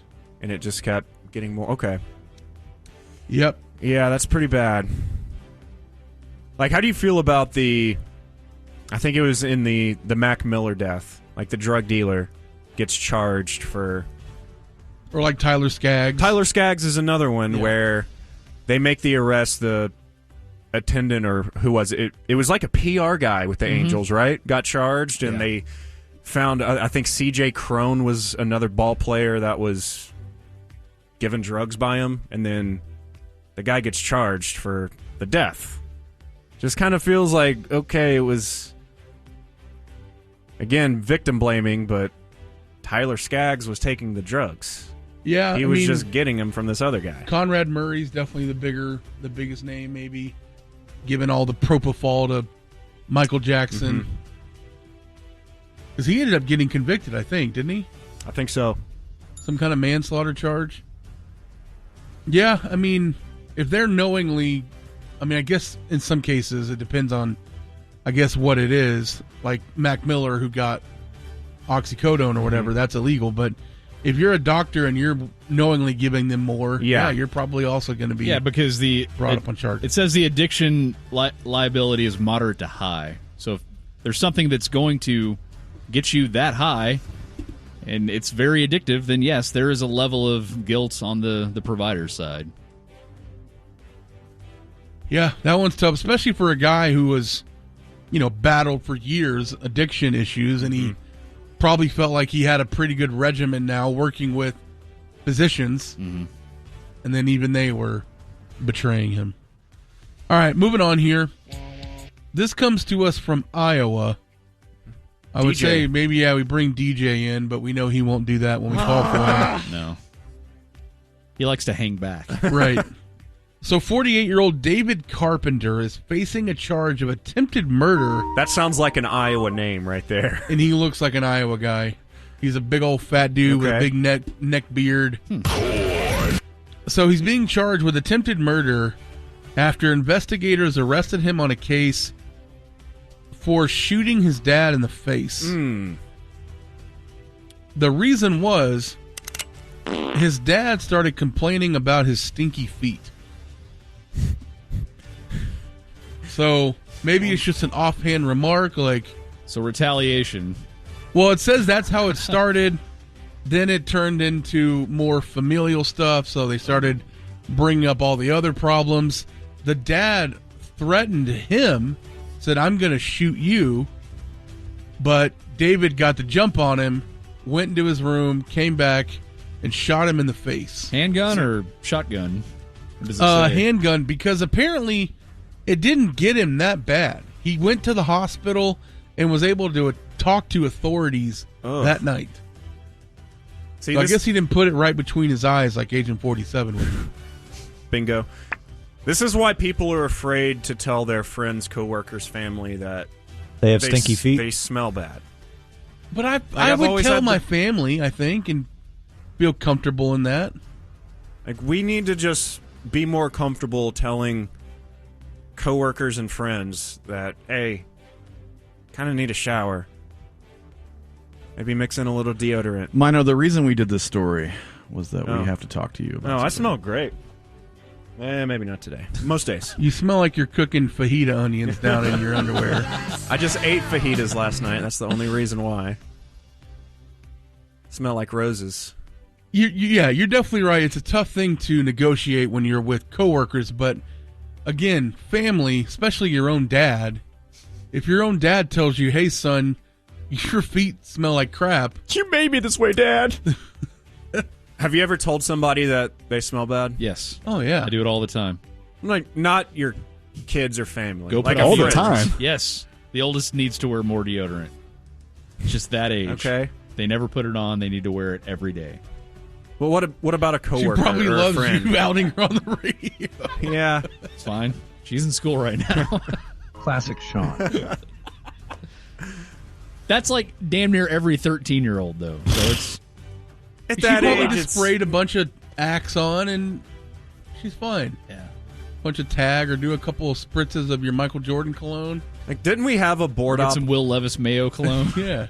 Didn't we have a board op up here once that Smelled like they had bologna. they had to tell people to, or somebody had to tell him I think to early ticket take days, yes. take a shower. Before we were here, yes. That's are you an talking awkward- about someone more recent? No, this was. I read about this in the full disclosure book a long time Okay. ago, so I don't know who it Neither was. am It I. was Well, I remember Bad Radio had an intern called the Smelly Intern. yeah, or whatever. Stinky the intern, stinky yeah. intern. I think that I think the would- Invasion said they had one too. Well, I noticed the Hardline just bought a fan for our little pre-show room. So I wonder if that was... Circulate some of that. Is there an issue happening? Ball sweat.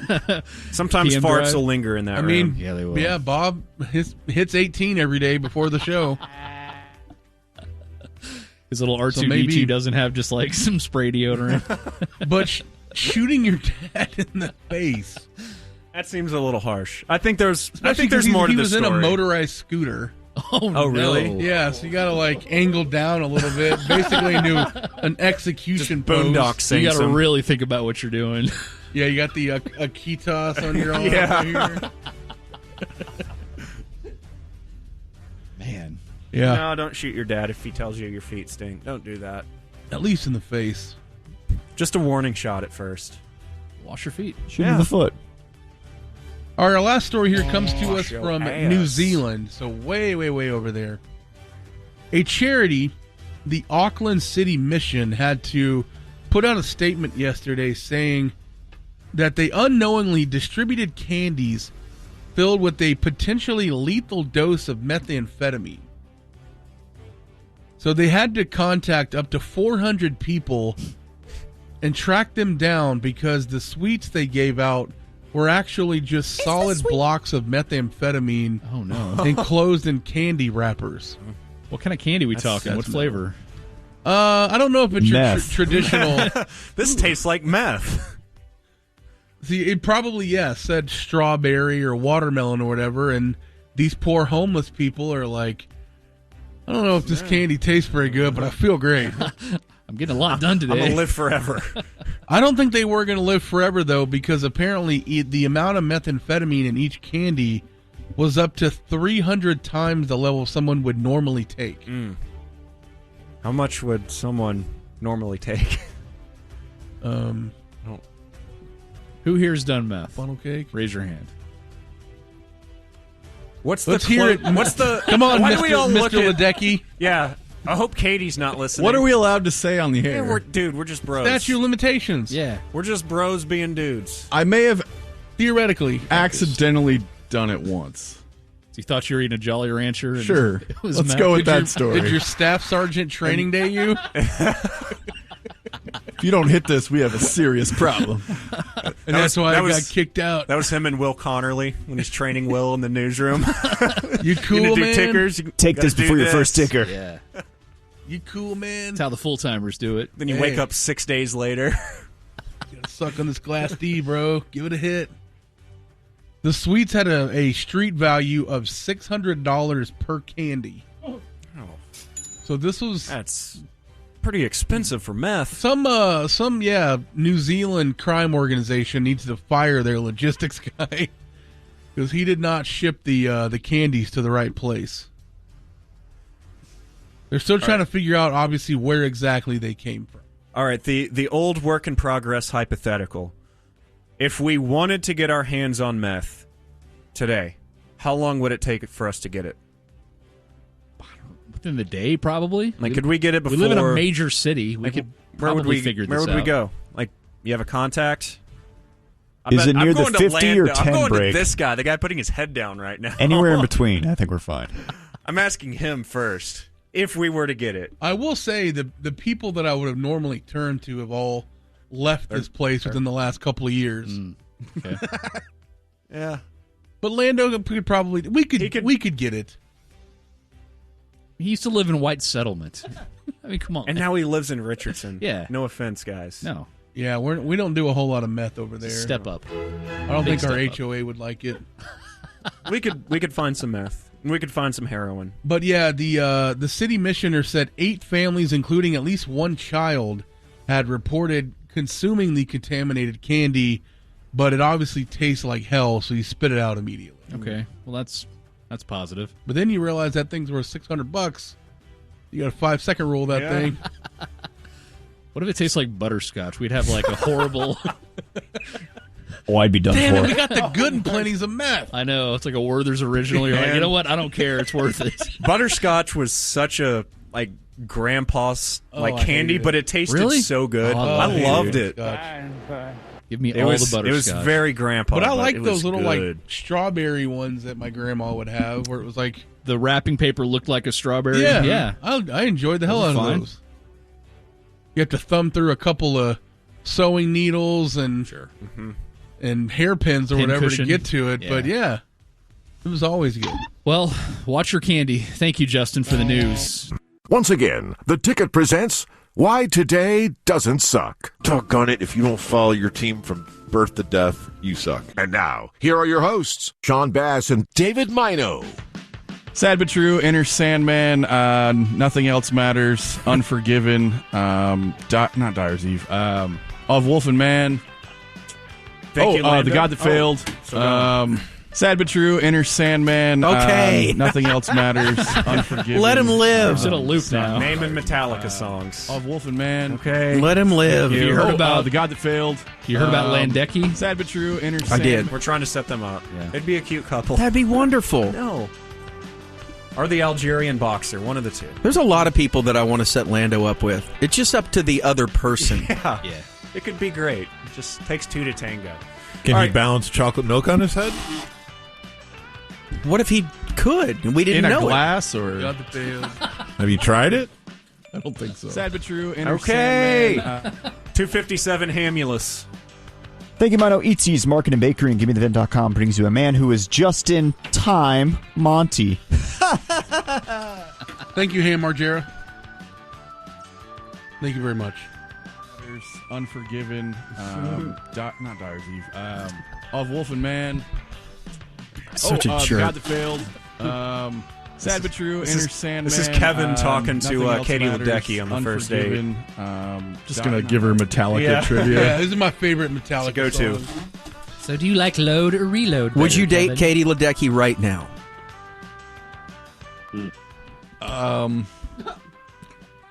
What are you waiting for? She's What's an the Olympic, debate? like the greatest Olympic athlete we have in the water. She's 27. I would date Amani Khalif right now. Yeah. That would be great. Smash. Hey, guys. You could answer a lot of our This questions. is the old ball and chain right, All right, here, look. if you will. Tell us. You don't have to say it on the air, but we're really interested. Not Dyer's Eve. Look, she showed Wolf me. and Man. I still don't know. Yeah, right. And don't care. I don't care. Love is love. Mine's bigger. Finally. Barely. Well, they are the hard line. Bob, Corby, Dave. Bob. Corby. Enter Sandman. The God That Failed. Oh, that's awesome. All right, well, today is Thursday, August 15th, the 228th day of 2024. 138 days are left in the year. On this date in 1620, the Mayflower set sail from Southampton, England, with 102 pilgrims towards America. Big water. And I believe Right. 102 of them. Mayflower Madam. 102 of them died after it hit the iceberg. Big water. I thought they just delivered the bomb, and it was the sharks in the water that got them. Oh, that's I'm not right. sure that's correct. They landed on Plymouth Rock, but then Plymouth Rock landed on us. Was it Denzel? Yeah. Was it? As I Malcolm. think it was Carmelo. Yeah. Isn't that right, Carmen? Yeah. Like Carmelo was standing in the audience as Denzel gave that emotional speech. Yeah. Or they just reboot it with Carmelo. Right. In a role of a lifetime. I want to As hear John Smith. I want to hear Carmelo talk to Carmelo Soprano. Carmelo talked to Carmela? Yo, yo, we're out of donuts. Yeah. Yeah. Oh, Furio. He was only in like season Sad but 3. true. Enter Sandman. Yeah. That's all anybody remembers from Carmela. Furio. So sorry. Carmela Anthony. Yeah. Yeah. Your hair looks wonderful. I made Lincoln Log Yeah. sandwiches. She kind of was Edith Bunker. Yeah. If Archie was killing a lot of people and not real cool with Vito, Archie probably would have shared that with him. Tony Soprano, younger or older than Carol O'Connor when they both started their shows? Older. Younger. Had to be What? older. He was like 40 when The Sopranos started. The Fiends was? Dude, Carol O'Connor wasn't much older than that when All in the Family started, and he looked 80. Different time. He was 33, wasn't he? I honestly don't know. No, that was Jesus. Yes. Oh, Still in and, hospice. And Cobain. He's always with me. thank you for. Oh, that was reminding us, 27. Dave. On this date in 1914, the Panama Canal opened to traffic. Ease the seat back. Yeah, before the Panama Canal, ships had to go across Panama on a zip line. Yeah. This is Jerry's favorite Van Halen song. You'll see him air guitaring. And people had to throw water balloons at him. Just cranking this in the cowboy bus. Lost in all that was the fact that you were so sure that he knew who Van Halen was originally. Yeah. I stand behind it. Well, it was disproven. You In said that your he opinion. followed them around in 1987. Yeah. Followed him on tour. He was at the West End show. He was only reminded. He would have got it.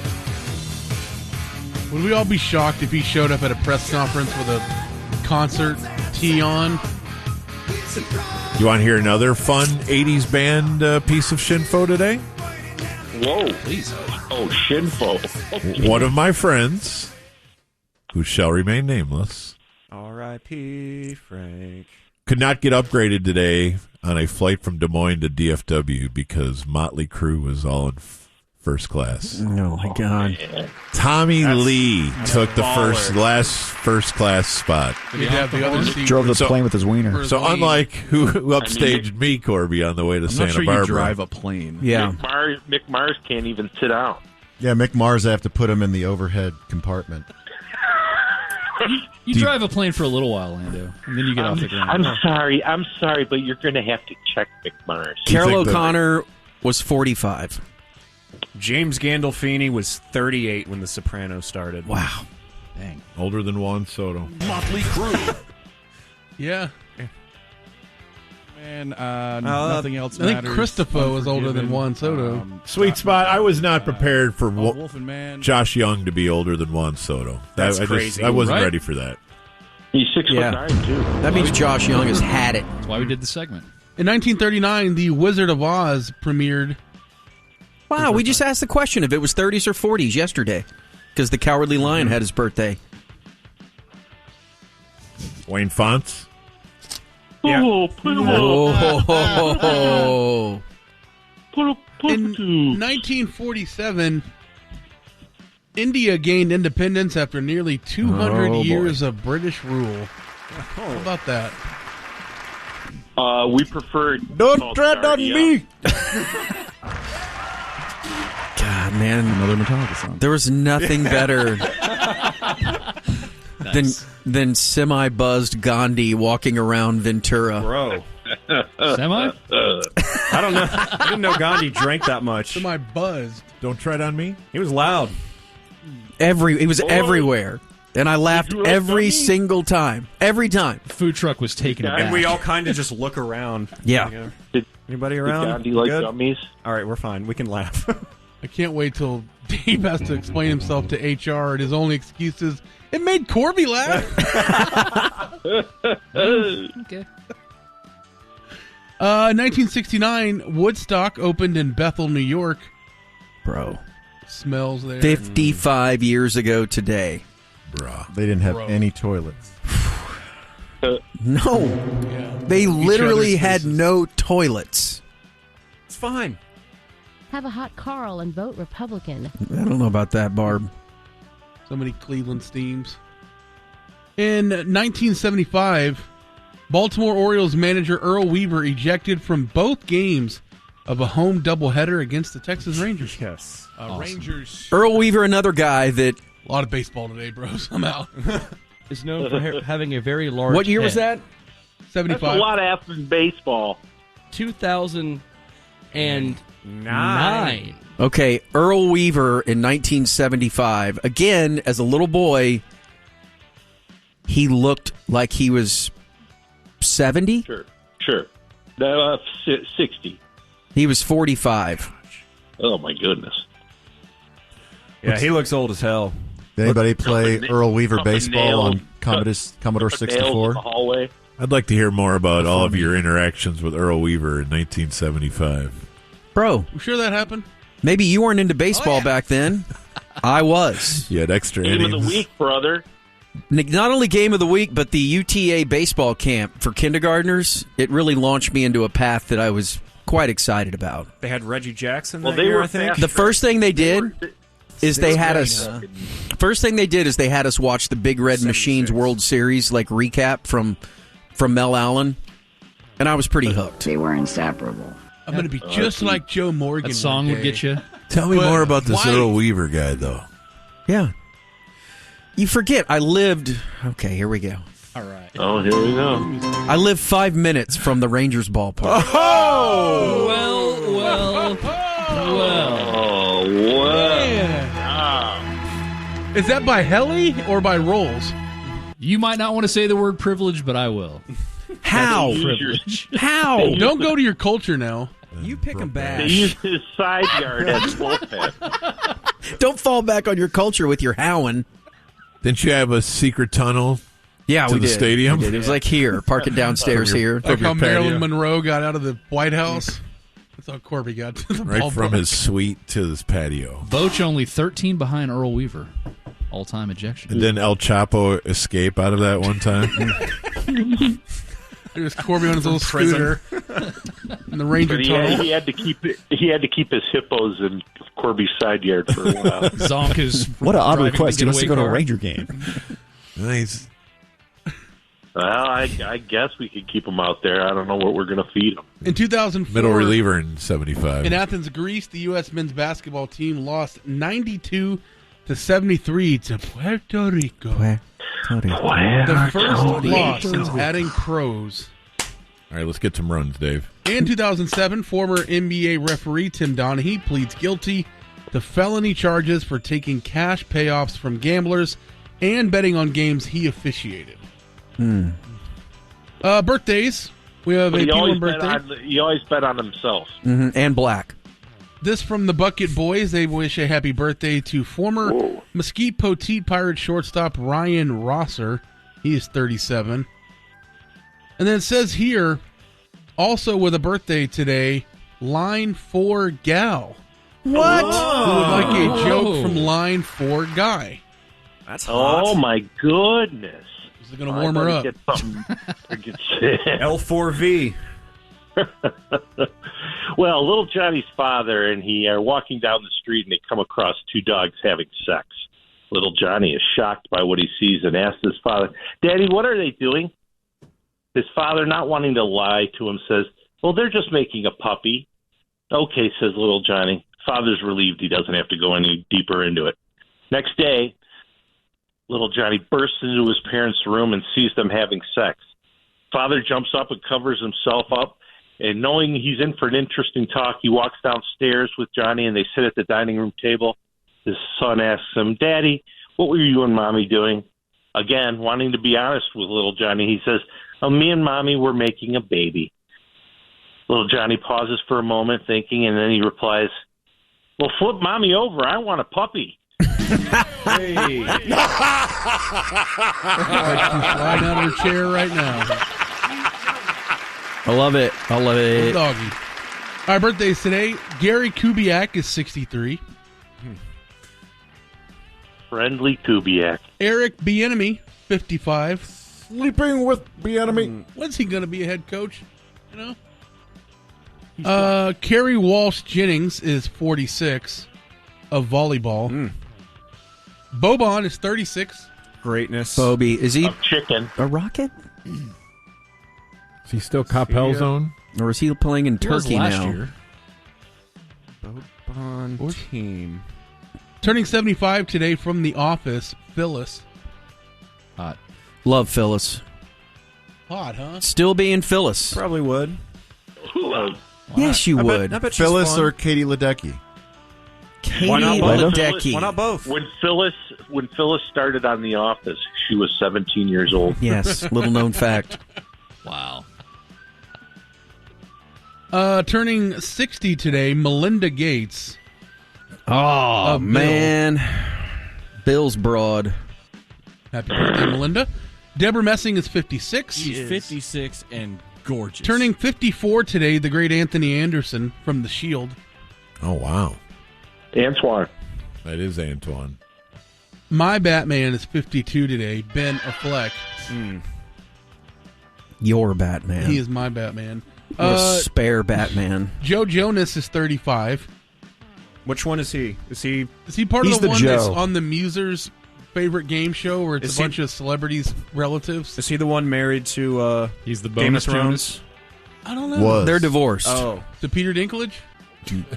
Jeez. You And we already got dumped it, line too. 4 We gal. You caught don't it got to in impress time. her. Line 4 guy. God. What? What are you doing? What do you mean? Hey, we can't do the turkey call. You can't do it. You just can't do it. Oh, nobody hit me to that, dude. Jennifer Lawrence, 34. How'd you miss that meeting? Yeah. Keith, 29. I think Jennifer Lawrence would like me. Born on this day Think we now get dead. along. There's no way. We'd be friends. The singer of Jingle Bell Rock, Bobby Helms. 5, 4, Julia Child, 3. Nipsey Hussle, and Napoleon Bonaparte.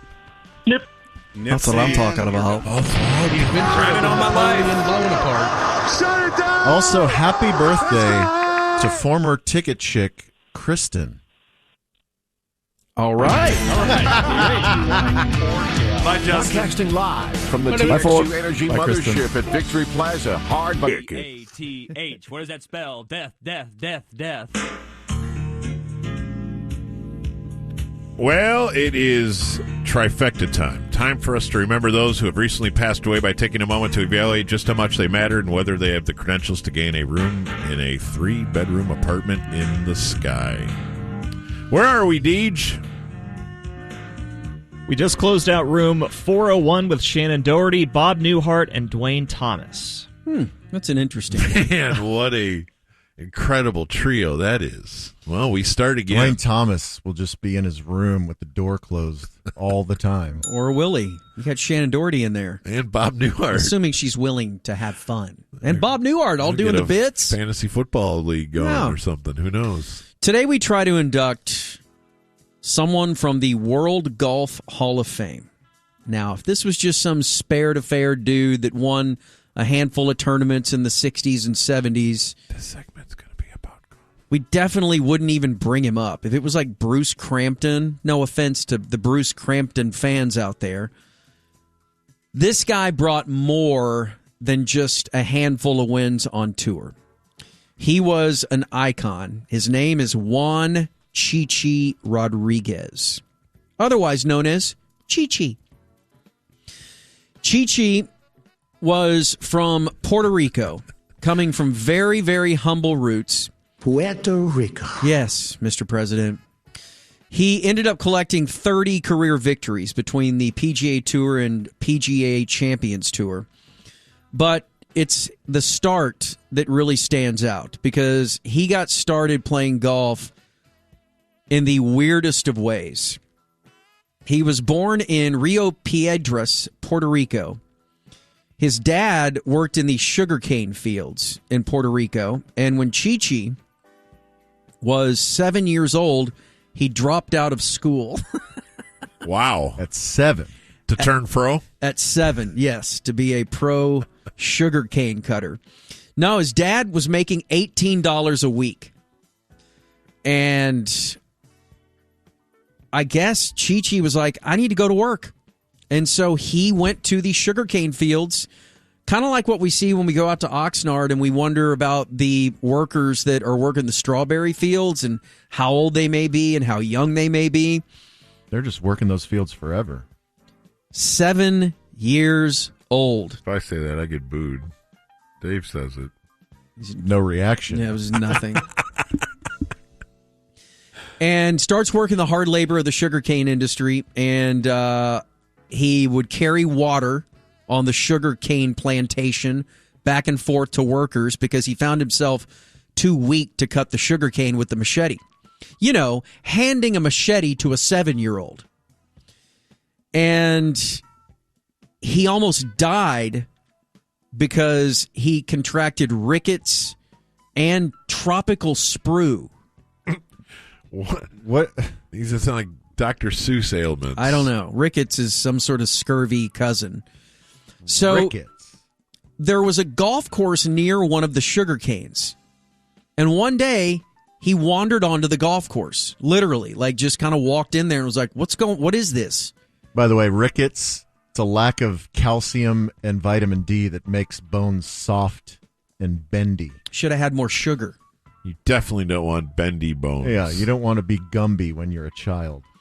So he walks onto the golf course at the age of 7 and starts asking around, what is this? What are these people even doing? One of the caddies walked over to him and starts talking to him about what he's seeing. I guess he knew who he was. And he was like, well, I want to do this.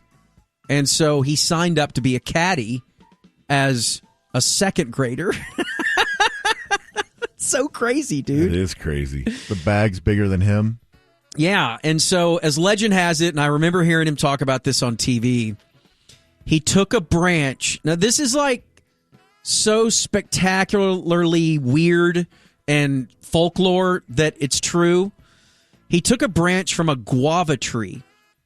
He fashioned it into a makeshift golf club, and he would get tin cans, like soda cans, and crunch them into a ball, and those were his golf balls.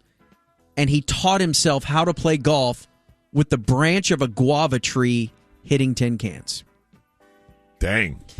Very quickly, by the time he was 12 years old, he was shooting in the 60s. With a guava branch. Yeah, he didn't even know what a club was. Just a bag full of guava branches. And tins. So he would hit a tin cup into a tin cup? Kinda, yeah. So he was one of those weird, like Lee Trevino. There's two stories are kind of similar. They definitely come from the most humble beginnings of anybody that ever made it onto the PGA Tour. Like, it's crazy how poor this guy was. But he got good really quick. He ends up moving to the States. He ends up saying, maybe I can do this, but he didn't have the money to actually to travel at all. And so what do you do if you don't have any money? You go to the Army. And he enlisted in the United States Army. He's there for a couple of years. He saved every nickel he had, he said, and was practicing golf all the way, a lot like Trevino did when he was in the Army. And then came out and was ready for battle and qualified for the tour and sets out on his way. And in 1963, ends up winning his first tournament at the Denver Open, which he says will always be his most special tournament. And then he started doing bits. So he was kind of a flashy dresser, had this really cool Panama Jack hat that he wore everywhere that kind of, you knew exactly who he was. And then every time he made a birdie, he would put his Panama Jack hat over the hole. And his bit was, I didn't want the birdie to fly away. So every time he did it, he would drop the hat, walk away, do a little dance, come pick the hat up. Well, it pissed off the other players. And so he was like, I stopped doing the hat thing. And then, for those who don't know, Chichi Rodriguez came up with the famous, every time he'd make a putt or a birdie, the famous Spanish swordsman routine. Yeah, like the Zorro Z. Zorro. Yes, in which he would put his hand on his hip, separate his legs, and then fashion his putter as a sword. And so every single time, and then he would sheath it at the end, like you would, like a swordsman would. It was an awesome bit. And his biggest win came against Arnold Palmer. He beat Palmer in a playoff, and he never won a major. I don't think he ever came really close to winning a major. All right, yeah. Can we stop there? Go ahead.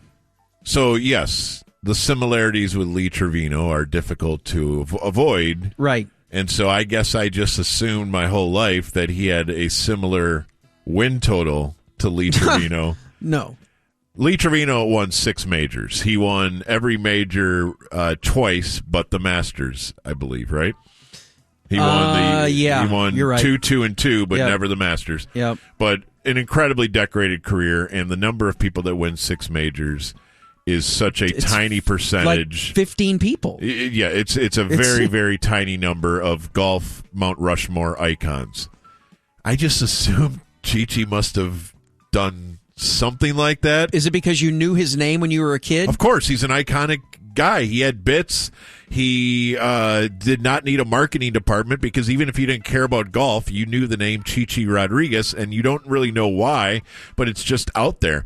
And so, like you probably knew as a kid, Jack Nicklaus, Tom Watson, and Chichi Rodriguez. Probably. Yeah. And so when he died last week, I just kind of wanted to dive into what were his most famous conquests. And no, he won 0 majors. 0 second places in majors, 0 thirds, fourths, or fifths. He never had a top 5 in a major. Yeah. And I have to tell you, to become that famous without ever even coming close in a major is maybe that's your biggest accomplishment. Yeah. He's 5'7", 150 as well, Tiny which dude. is also Yeah. impressive. I don't really know what to say about all that, except I would have lost a lot of money if someone would have said, Yeah, he never won. Let's bet on like his best wins or something." I mean, he won. It's the Denver Open. He won 22. How did you become that famous? He won 22 times on the senior tour when the senior tour was really, really big. When Nicklaus turned 50 and Chi-Chi wasn't far from Jack's age. Yeah, it sounds like he played his best golf when he was did. a senior. A lot of those guys did, but he made it into pop culture. Yes, because one of the most famous shows from back then was a TV show called WKRP in Cincinnati, which I think may have run from the late 70s to the mid 80s, 5, 6, 7 seasons. It was a huge show. It was a really well done show, and about a radio station in Cincinnati. And so one of the iconic moments from that television show was a news report from the newsman Les Nessman after Chi-Chi had won a tournament. He said this was part of a new cultural program. Turning to sports. Winner of this week's Gulf Coast Golf Classic was Chi Rodriguez. Chi finished with a 9 under par score. Chi Rodriguez. Hopefully, Mr. Rodriguez will play up to par in his next competition. So, and crowd loving it. That made it back to school like the next day. The crowd louder than the dialogue. It's like, bro, did you see WKRP? They called him Chi Rodriguez. And it was like, and then that became his name. I was going to say. We all called him that. All over the country, he was then Chi. Yes. Chi Rodriguez. What year was the iconic photo where his caddy looks like he's right out of Shaft? That was probably 75, 74. Like, so his caddy has his jumper like unzipped with chains, and he's got a fro, sunglasses, and then Chi-Chi's got his Panama Jack hat, and he's got his own set of chains. He's wearing like a leisure suit. So I didn't realize this either. Danny Fine just sent me this, our buddy Danny. The cover of the Devo album is Chi-Chi. Like one of Devo's records back in the day when they were super successful was just this photo of Chi Rodriguez. I have that record. I had no idea that was Chi-Chi. Yeah. For real? That's awesome. He awesome. just was part of culture, the conversation back in the day, the sports conversation. And he was huge into charity. Like, he came from $0, obviously, and his whole bit was once he made a little bit of money, the most money he ever won was $120,000, I do believe, back in 1971 when he won a couple of tournaments, which is the equivalent of $3 trillion right now. Wow. I just want to let you know that. Thanks, Biden. But he gave everything back, and he was so huge into getting kids on the golf course that had no dollars and no cents, and he funded everybody doing it. Hundreds and hundreds of kids every single year. Like, he was a great, great dude and super appreciative of where he came from and in his beginnings. From all told, like a incredibly kind human being, and everybody loved him on tour. So, again, controversial because he won 8 tournaments. But the Denver as Bob Open. said, if you knew a golfer's name back in the 70s and 80s, it wasn't Jack Nicklaus, odds are it was Chi Rodriguez. Especially the non-golf community, which I was very much a part of as growing up. Our family didn't know anything about golf, but we knew who he was, and that, I think, counts for something in this sort of endeavor. Yeah. I would say he's in. All right, Lando. So I initially thought you were talking about the former Rangers pitcher. No. Okay. And I'm sure I'm about to get yelled at, but out. Okay. Win a major. Fine. Golly. Win a major. DJ? I think Lando's right. I'm voting out. Ham? This man's life means nothing to me. Out. Why does he even play? Like, would we even? He would vote out Jesus. I think though that his shoes sucked. I think this room could save it with a 3.01 margin if you two feel like he's in. If we're weighted a little bit. I mean, I'm putting him in. He was Chi-Chi, dude. Yeah, I mean, I think his pop culture impact for our generation. You were aware of him, right? Yes. Like not being aware of golf. I barely ever watched golf. I was hardly aware of any golfer, but I knew his name. Yeah. I feel like you can't probably tell the story of golf in that era without his mention. And I think that's what this is about. Not his major total, as curious as that may be. Which was? Zero. Oh. Let's put him in the hole. 98% of pro golfers don't win majors. But he was a nice guy, I think. I don't think you realize that. Well, maybe he can 98. help reform the other people. You can't in talk the hole. about golf without this guy. I just heard of him. Yeah. But you've heard of Jack Nicklaus. Yeah. He won majors. He did. Tom Watson. Yeah. They'd both be in. Lee Trevino. Not Chi-Chi, though. Yeah. What are you gonna do? He's in. Because we carry a little more weight. 1.01 more weight. I feel like there's no... What do you know about Gene Sarazen? Cam? Probably out also. No, he's won a million majors. You can't keep Gene Sarazen out. All right. There you go. Chi-Chi Rodriguez, R.I.P. And here's Dave. And here's Gordon, our very special guest. Yes, indeed. Hi, Hardliners. Yay! Hi, Gordon. Yay. All right, Twitch tonight, 7:35. Sorry. All right, see you later. 7:35. Actual Gordon Keefe is my Twitch name. Had to go We're going to talk about it all and have a special guest. Maybe. Who might that be? It's a special guest. You don't want to reveal it. Okay. Well, all right. To kick off, so we just inducted Chai Rodriguez into the Trifecta apartment. As you should have. And to lead off E-News today, we have a smattering of other deads that I want to see if maybe these guys and gals could end up in the queue. First, we have Jenna Rollins, who has died at the age of 94. She was an actress who starred in many movies alongside her director husband, John Cassavetes. Yep.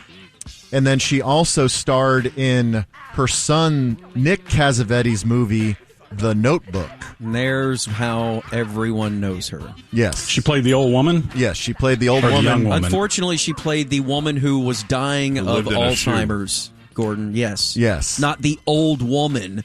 And in a cruel joke, Everything's cool. she has died at the age of 94 due to Alzheimer's. Oh, no. Well, she's 94. Yeah. Good full life. Yeah. Good full life. So in addition to that, you would not. I know. That'd be not a good speech at her funeral. I'm curious to see. She was 94. I'm curious to see which of these next three will have the most impact on Gordon. Okay. Mm-hmm. First up, Peter Marshall. Does that name ring a bell, Gordon? Chewbacca. We are Marshall. Peter Mayhew, and he's been dead. Oh. Peter Marshall has died at the age of 98 due to kidney failure. That's the host of the gay what? The gay game show. What was that? Hollywood Squares. Hollywood Squares, yes. Yes. So he was born Ralph Pierre Lecoq. Okay. Why did he change his name? But he changed his name to Peter Marshall. So he kept... I'm not sure you can say that. I don't think so. Why? Yeah. That's a common last name. And it is not. It is not. There's a rash of intentional dumping. Unintentional. I don't know. Slip of the tongue. So Ralph Lucky Pierre Lecoq. How would you spell that, Corby? Is that D-I-K-B-A-L? Yes, it is. Like, why'd you do a bat flip if you did intentional? Actually, it's D-I-Q-U-E. Okay. B-A-L. All right. Yeah. So he changed his name to Peter Marshall, and he was hired to host Hollywood Squares starting in 1966, and he did so for decades. And God, for I those love who that don't show. remember, Hollywood Squares, it was tic-tac-toe, and each of the squares had a celebrity in it, and regulars included Paul Lynde and Joan Rivers, and then a bunch of I guest was the stars. center square. You were, Paul. And that's right. and Did you ever wonder about me, Corby? And it was what all was going on with me in the bedroom. I did. It was all, but I loved you on Bewitched, so I let it all slide. I loved that show so much, and I thought it was all off the cuff until I learned that it was all the zingers were scripted. all written, all of it. Oh, God, no wonder they're celebrities. They're so witty. They're so smart. They're so much more smarter. Somebody sent me a screen grab that Kenny, the Snake From Stabler, South Park? Oh. that he had a guest spot on Hollywood did? Squares one time. Wow. Somebody. Okay, so there's that one. There's Peter Thanks, Lecoq. Brush. Also died yesterday at the age of 75, again from complications of Alzheimer's. Greg Kinn of Greg Oh, Kinn really? Band. Dude, Yes. how impactful. Also a game show tie-in.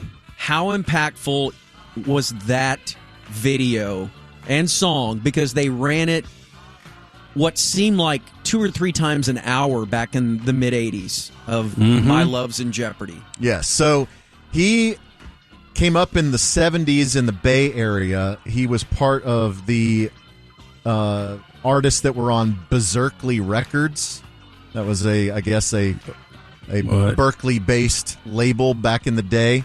And he said that they weren't like his band, the Greg Kinn Band. They weren't like other San Francisco bands. They weren't jammy. That they were more. They had more in common with British bands like the Who and the Faces.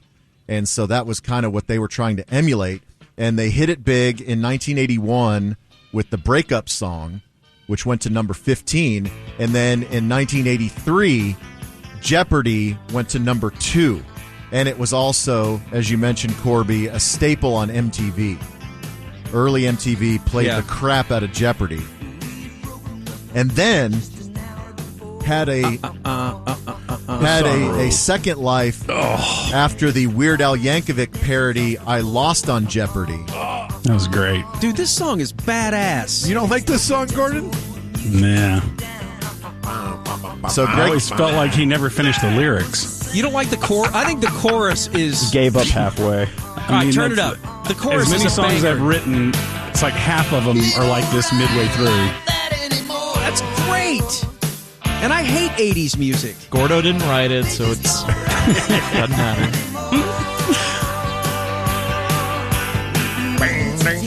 So speaking about I Lost on Jeopardy, he said later in his life, he said it was a brilliant parody. Al's a super talented musician. He invited me to appear in the video, and I had a ball. God bless that man. I still get mailbox money from Weird Al. Very cool. Yeah. So Greg That Kinn. was the last thing he said? No, he said Before it he died? later in his life. He was the major operator of a restaurant chain known as Chi-Chi's. No, that's Chi-Chi Rodriguez. Not sure. Hey, Gordon, do you remember having Chi-Chi on your show? Was that How You Look, Joe, or was that on with Norm? That was How You Look, Joe. Oh, was it Norm? I'm sorry. Yeah, it was I Norm. thought I thought it was with the Musers. No. I beg your pardon. Okay. First I mean, flag we were football, obsessed now with this. it, but And then The Last Dead. I was going to say, I believe I heard it on your show 5,000 times. I have a feeling that you this, heard it more on our show. I have a feeling that this might be the most impactful on Gordon, as Wallace Wally Amos has died at the age of 88 at his home in Honolulu. Again, complications of dementia. Wally Ames? Wally Amos. He is the founder of the cookie brand Famous Amos. Why would you say Gordon's going to be impacted more by this? Because Gordon loves dessert. Oh. I thought you were going to say because he was You're fat. implying that I'm fat. Yes, he No, is. you love cookies. I think Gordon's right I about am this. fat? I think you're right about Wait, I'm fat? You've always been right about dessert, Gordon. I'm going to take your side on dessert. Do you like dessert? Does anybody else like dessert? Man, No, dude, Bob is he has froyo problems. Man. He's got big problems with sweets. I like sweets. Man, I'm with him. I mean, to me, Sweets dinner are good. is just the hurdle I have to jump to get to dessert. That's right. That's the way I view it. Is candy a dessert? Yes. That's a snack. Candy's a snack. Yeah. But I like that too. Did you know that Famous Amos was a real guy? Not that Famous would be weird, Anus, by the way, but Famous if like a Amos. Snickers was considered dessert at a restaurant. Dude, sometimes they have that like Snickers on a bed of ice cream. I've seen that before. Yeah, but that's all tricked up. I'm talking about they just serve you on a plate. There's an unwrapped Snickers. I'm just and you eat it and it's $12. Yeah, right. I've never been comfortable with the Gordon dessert ordering at restaurants because it just consists of a mountain of whipped cream over something. Yes. That's it. He does like a lot of whipped cream. I just change what they put up under the whipped cream. That's the idea of different desserts to me. And then he'll haggle with the waiter and be like, I need a lot of whipped cream. And the waiter's like, okay, sure, yes. No, you don't understand. No, you don't understand. No. I don't think you know what a lot is. Like empty the They whole don't. can. Yeah. Go to I the always store. say, get more. I would tell them, serve me as more whipped cream than you think a human ought to consume in one sitting, and then put twice that amount. God. Did you know that Famous Amos was a real guy? You just told us that. But No. before I told you, did you know he was I a still real don't guy? know Oh, it. no. No, I He still was don't in an know it. episode of The Office at one point. No, he wasn't. He was. I'm serious. Are you serious? Yes. Okay, Yeah. so He played Creed. Logan. just a quick bit of bio information on him because this is pretty fascinating. So he served in the Air Force from 54 to 57, and then he returned to New York and he joined the William Morris Agency, starting in the mailroom, and he worked his way up. Not the female room, huh? More action in the other one. He worked up to become the agency's first black talent agent. Way to go, Gordon. He signed Simon I and withdraw Garfunkel. everything I've said. I have never felt black. He signed Simon and Garfunkel. Wow. Like he discovered them. He Black signed them. He also worked with the Supremes, Diana Ross, Sam Cooke, Dionne Warwick. So then in the mid to late 70s, he got a loan from Marvin Gaye and Helen Reddy, $25,000 to open up his first Famous Amos store on Sunset Boulevard in LA using a recipe that he learned from his aunt. And in his first year, he sold $300,000 worth of cookies. And by 1982, $12 million a year in sales. He ended up having to sell it off. That's pretty damn good. Yeah, he ended up having to sell it off. But Well, why you have to add that, Dave? well, I'm just saying. Eventually, Well, why did he have to sell it off? he had financial problems. Gordon, did Helen Reddy beat you as a kid? Is she I Am Woman, Hear Me Roar? She's I Am Woman, Hear Me Roar. Yeah. How's that go? I am a woman, hear me roar. Kick me out of the front door. 'Cause my ass is so sore. There's no way those are the words. Pull it up. I am woman, Hear me roar. in numbers too Gosh, what a to beating. ignore. And I know too much to go back and pretend. 'Cause I've heard it all. Yeah, a little pitchy dog. And I've been down there. That's a no for me. No one's ever gonna keep me down. God, thank you. Thank you. me as a kid. You know, let me give you a recommendation. Invest in cookie companies. Yeah, get back in the kitchen, Helen. That's... Take 2 weeks off and quit. Oh, Dave's referring to the cookie thing. Okay, all right. All right. Coming up next, Enews Jr. Patreon.com/sportsgreek.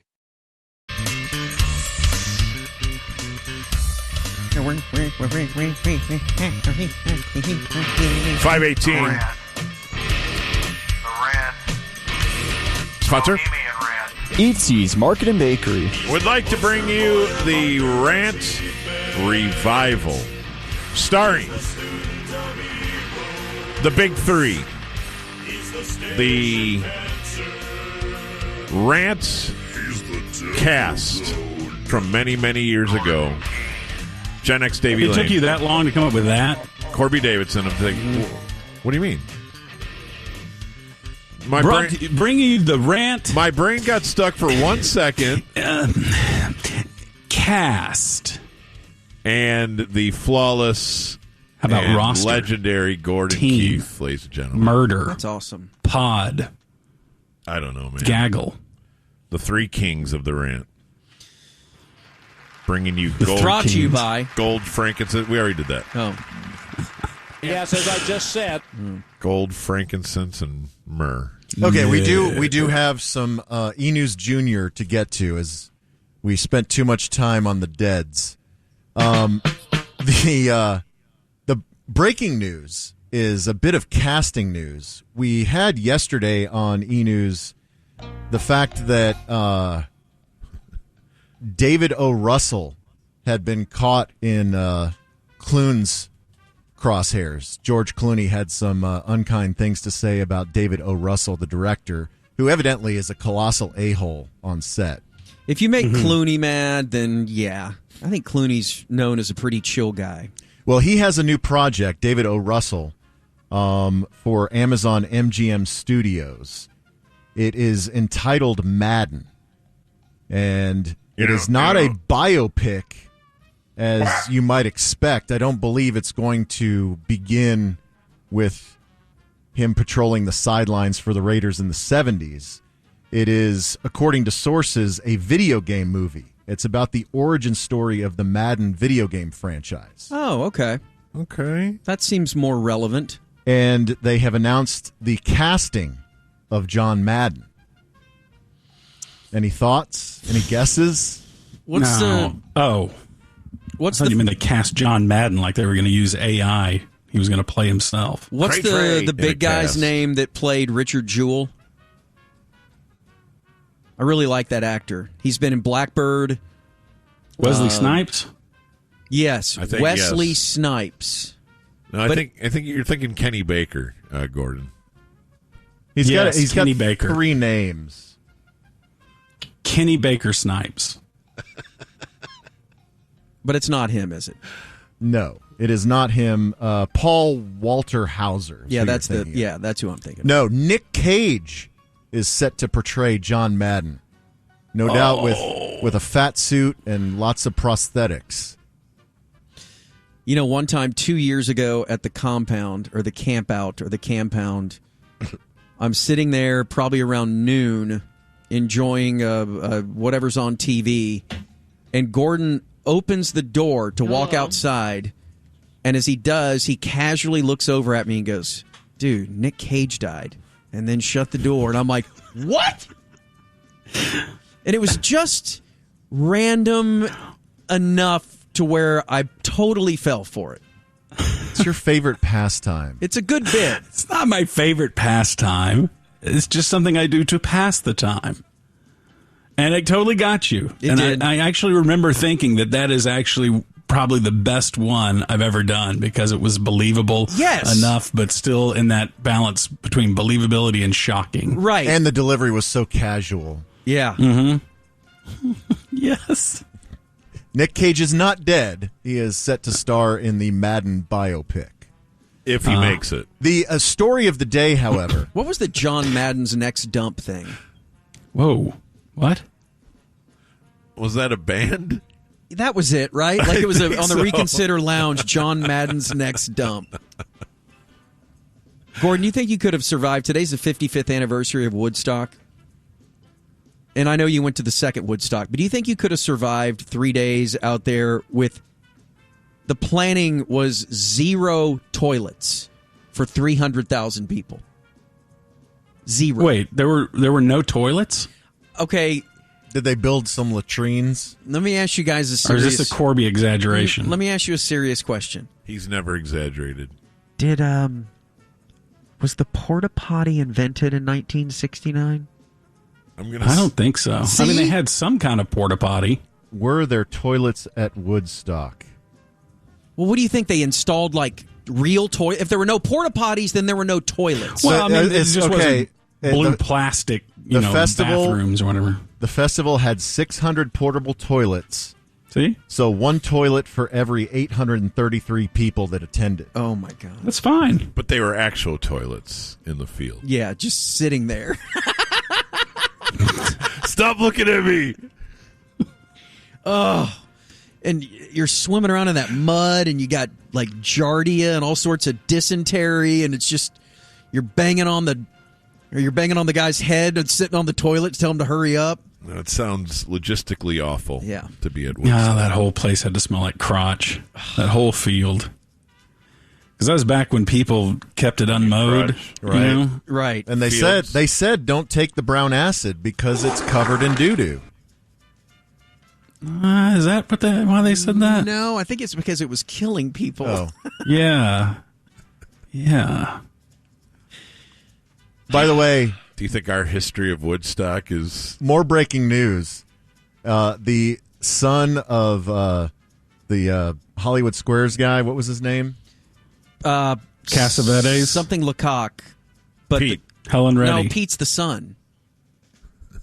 So the son of the guy that used to host Hollywood Squares played in Major League Baseball for a handful of years. Yeah, I'm trying to find it here. Something Marshall. But his son, Pete Lecoq, played with the Cubs and Royals. Yes. Okay, yeah. I remember that baseball card. That was always a funny one to try to trade to your friend. Pete Lecoq. Yes, it was. Mm-hmm. Okay, the big story of the day. 5 arrests have been made in relation to the death of Matthew Perry.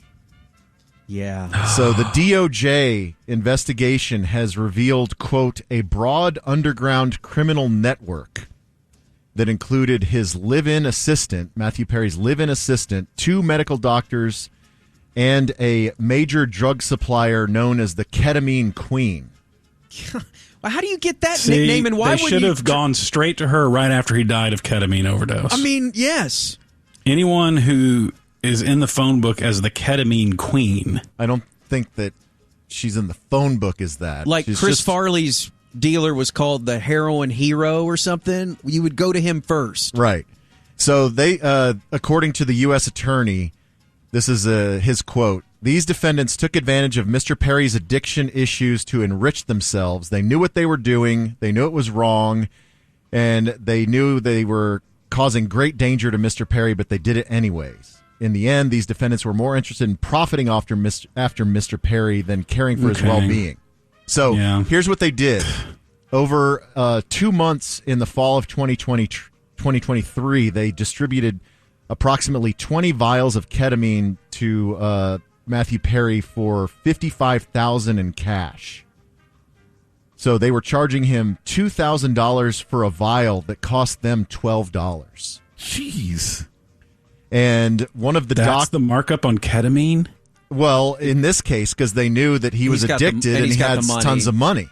Was he worth over $100 million? Had to have been, Yes, right? yes. Okay. So one of the doctors, Salvador Plasencia, mocked Matthew Perry in a text message saying, I wonder how much this moron will pay. So they have that in evidence. God. So Plasencia faces a Always maximum... be respectful of the people that you deal to. Business 101. And why would you buy from someone named Placenta? Plasencia. So he faces a maximum sentence of 120 years. Hey, placenta. So the ketamine queen, her name is Jasmine Sangha. one of Billy Ocean's greatest. Ketamine queen. So when they searched her home, they uncovered what they called a drug-selling emporium with 80 vials of ketamine, thousands of pills, meth, and cocaine. God. What makes something an emporium versus just like a drug business? I think that Dave just answered that question. I'm Like not thinking I've heard a of this. wide cross-section in a huge inventory, I Thousands think of amounts pills, to an emporium. mountains of meth. So like Walmart is an emporium. Yeah. Do you remember the drug emporium over there? Yeah, it was like a big pharmacy. Yes. It was a gigantic pharmacy. Yeah. I'm familiar. So the ketamine queen faces a minimum sentence of 10 years, a maximum of life in prison. Now, the assistant has already pleaded guilty to one count of conspiracy to distribute ketamine causing death. So the assistant name is Kenneth Iwamasa. Way to go, Gordon. Iwamasa repeatedly injected Perry with ketamine without medical training, including on the day of his death. Well, why do you have to? All right. Why do you have to inject it? Because he was getting intravenous ketamine therapy. I know, but why do you have to get? I don't care whether he's getting it in his penis or wherever. Intravenous injection. Isn't that what Dave said? Yeah, intravenous. Okay. Any vein, not just the main one. Yeah. Is anybody else annoyed? And I know there's things about this story that are very serious, so this is a very side-notey thing.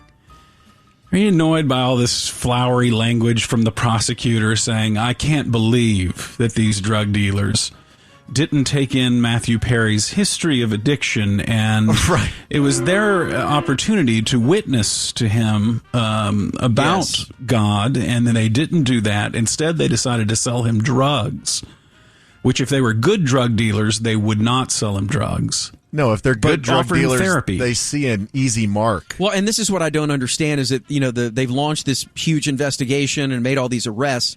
If Matthew Perry would have been Carl the plumber from Reseda, which I'm sure that guy exists. Hey, Carl.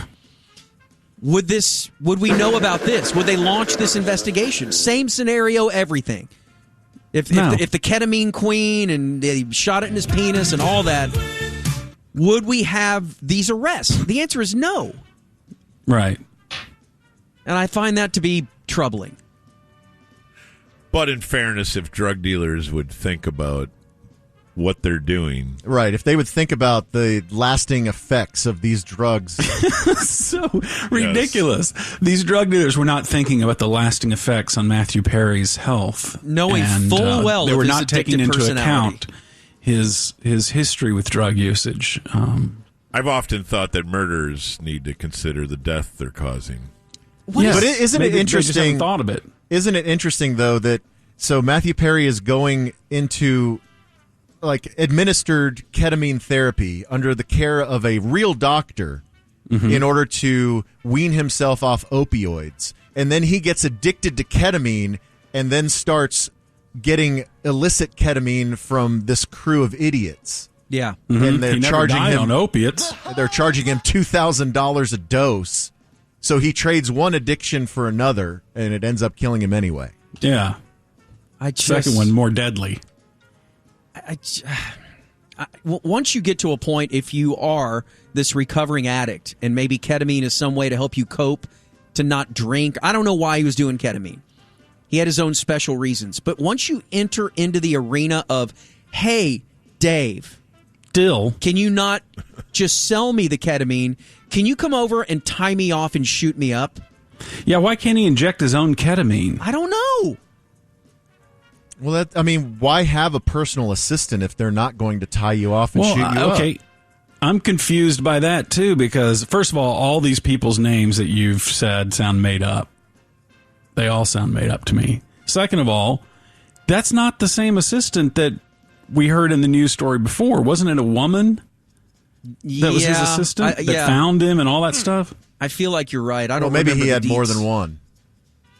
He probably did. But then the other thing was, remember, right before this, he played like 2 hours of pickleball and then died by sinking into his hot tub, right? Yeah, he passed out. He had a Whitney Houston and drowned in his own hot tub. Yes, in his own urine and feces, probably. That had Batman lights at the bottom of his pool. You see that? Yeah. You seen the overhead shot of his pool? It's kind of badass.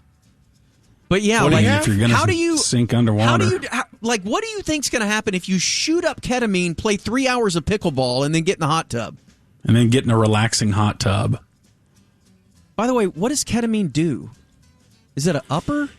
No, it's a feel good thingy. Like, I've known people who have gone through ketamine therapy, and they say that it has worked wonders. It's like what do you do it for? Disassociative, right?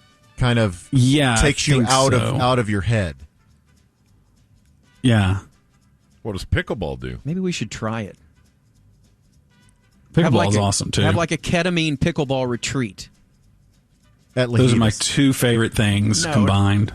Right. We'll have the Matthew Perry Memorial Pickleball Ketamine Retreat. And it'll be very tasteful. A really weird tribute. Very tastefully. Really weird. And then we have to and then we all finish the day in the hot tub. And we have to have Lando come tie us off and shoot us up. I want to partake. God, that would be my dream to have Lando tie off my penis and inject me. Oh, that's right. Now we have to do it in the penis, too. I forgot. I don't know. With intrapenis. Do you have to tie off the penis, or can you just use a C-ring? A what? Too far. Well, we're out of time. Oh, there's Ketamine Queen. All right, tonight, Twitch. And tomorrow, 7:35, twitch.tv/actual Gordon Keith. We'll hang out with the P1s, have fun. And tomorrow we'll finally get to El King. All right, that's awesome. All right, thanks, Ketamine Gordon. Queen on with me tonight. There he goes, Gordon Keith of your morning Musers for the Rant Revival. Thank you. We have a minor bit of breaking news that affects the DFW music community. Hello, a little bit of breaking news. Another unfortunate death that we need to report. What are you looking at, Corby? This may be the death. But maybe you don't. Okay, go ahead. Okay. Well, we'll see if we're talking about the same Okay. person. I speak of John Freeman. He went to University of North Texas. He was in many, many bands, including the Dutch Treats, the Meat Helmets, Duck Duck Annihilation, and probably best known for Dooms UK. He later moved to New York, then to Portland, but he's always maintained friendships here in DFW. So R.I.P. to John Freeman. That is not the death that I'm talking about that will affect not only this show, but the Metroplex in general. Okay, please continue. I'm reading the press release. With tremendous sadness, we announce the loss of our father, husband, cousin, uncle, and friend. Before I give you the name, he passed away peacefully in the presence of his wife, son, cousin, and dear friends. He is loved and remembered for his sense of humor, exceptional zest of life, and unshakable contribution to rock and roll, where his legacy will forever thrive. Rest in peace, Great White's Jack Russell. Wow. He was alive and having fun. Wasn't he just here? Yeah, I don't know. I feel they, like they had a fractured relationship, the band, because remember, he would tour under Jack Russell's Great White. And then I think the rest of the band would tour as Great White. But he was there that fateful night. Yes, the fateful night of the fire. All right. He was there. And he was a terrier? Unfortunately, Lando was named Jack Russell, yes. But he was not a terrier. To be clear. I believe... So disrespectful. Tomorrow, during Friday Fun, we shall honor Jack Russell. Okay. Stay tuned for that. Wow. All right, moving on to... That's a tease. Community quick hits of the more news variety. Arlington police had a press conference yesterday as they have solved a cold case that goes back to 1985. So in 1985, on February 14th, a 22-year-old UTA student, Terry McAdams, was murdered in the apartment of her fiancé. I remember this because it was such a huge story locally growing up in Arlington that it was such a brutal murder that, like, because my sister would have been 17 at the time or something like that, that her and all of her friends were scared to death because they used to do the cruising Cooper thing right by was UTA. that was a huge thing at the time. And that ended that right away. Yes. So her fiancé was, obviously they always look to the significant other first, but his alibi was rock solid because he was out of town on a business trip. Mm-hmm. But she was severely beaten, and there was evidence that she had been sexually assaulted, and the suspect had entered the apartment through a sliding glass door connected to the bedroom.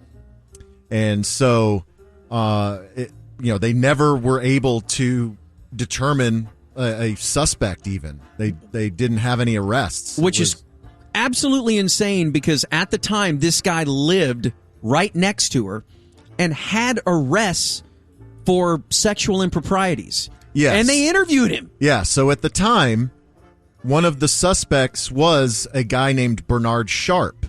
And as Corby said, they did interview him because he lived nearby and he had a record of committing sexual offenses, but they didn't have enough evidence to tie him to the murder. And at the time, there was not a lot of DNA evidence. None. They had evidence that had DNA on it, but they didn't have any way to test it at the time. So as part of like the cold case files in 2021, they sent multiple items from the Terry McAdams case to a forensic lab, I believe at the University of North Texas. And so that included the sexual assault kit and a cigarette butt that was found in the apartment. And there was a partial match, and it was a relative of Bernard Sharp. And the relative at the time of the murder was very young and has little to no memory of Bernard Sharp. So, but the investigators got in touch with this person. They went to go interview the relative and got a DNA swab to further test against the evidence that they had, and it returned a genetic match for the profile of McAdams' killer. So they definitely knew that this relative of Bernard Sharp, that the match was close enough that it had to have been Bernard Sharp that committed the crime. Well, what happened to Bernard Sharp? So the murder was in February of 1985. Bernard Sharp died in November of 1985 at the age of 29 because he shot and killed his wife, her friend, and wounded his wife's cousin before turning the gun on himself and killing himself. This is such a yay-boo story because, you probably as the family, you've waited 40 years for something to break, and it's your turn up with DNA evidence. And I'm sure the family was suspicious of this son of a bitch from day one. Right. Right? I mean, it's just too close to the vest. But now you find out that he did it, and he killed multiple other people and himself. Yeah. And it's like the grossest thing ever. Yeah, so the two younger sisters and the stepmother of Terry McAdams were at the announcement yesterday at Arlington Police Headquarters, and they said, as you mentioned, it's been a difficult 40-year journey, and they had lost hope that they would ever know who killed their daughter, sister, but when they did find out and they finally have this closure, it was an overwhelming mix of joy and sadness. Like they can finally let her go, but it just brings all of that back to the surface. So, seriously. yeah. Tough thing. Never goes fully away, does it? Gateway Church is back in the news. Oh, good. The South Lake Church, where, of course, Robert Morris, the founding pastor, resigned earlier this summer after a sex abuse scandal from back in the 80s when he was a traveling pastor and he said that he had relations with a young woman. Turns out that he sexually assaulted a 12-year-old girl. So he resigned. Now Gateway has decided that they are going to cancel their Gateway Conference, which was supposed to happen next month. They have this annual conference that draws pastors, leaders, and staff members from churches all around the region.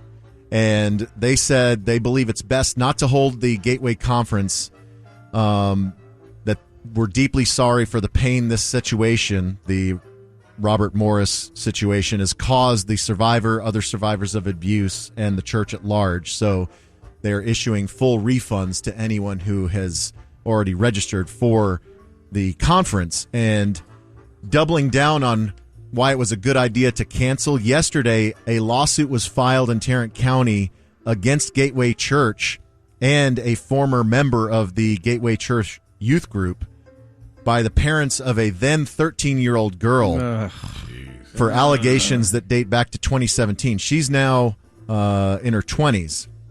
But the lawsuit says that the 13-year-old girl was groomed by a then 17-year-old boy and sexually assaulted at these youth group meetings in 2016 and 2017. And Gateway Church is named as a defendant because they did not do more to prevent the assaults. But the lawsuit alleges that the teenage boy used Bible beliefs and teachings to convince the 13-year-old that it was the will of God that she submit to him because he was a male and she was a female. Oh, goodness. And she was so impressionable and she was so devout that she was like, well, I guess I believe it when he says it.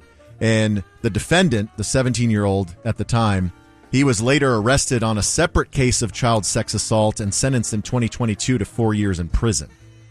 So, tough times for Boo. Gateway Church. Let's end on a happy note, though. Yes. Before we get to a fat Sturm Center. Connie Claxton, she has just retired after 54 years at Whataburger.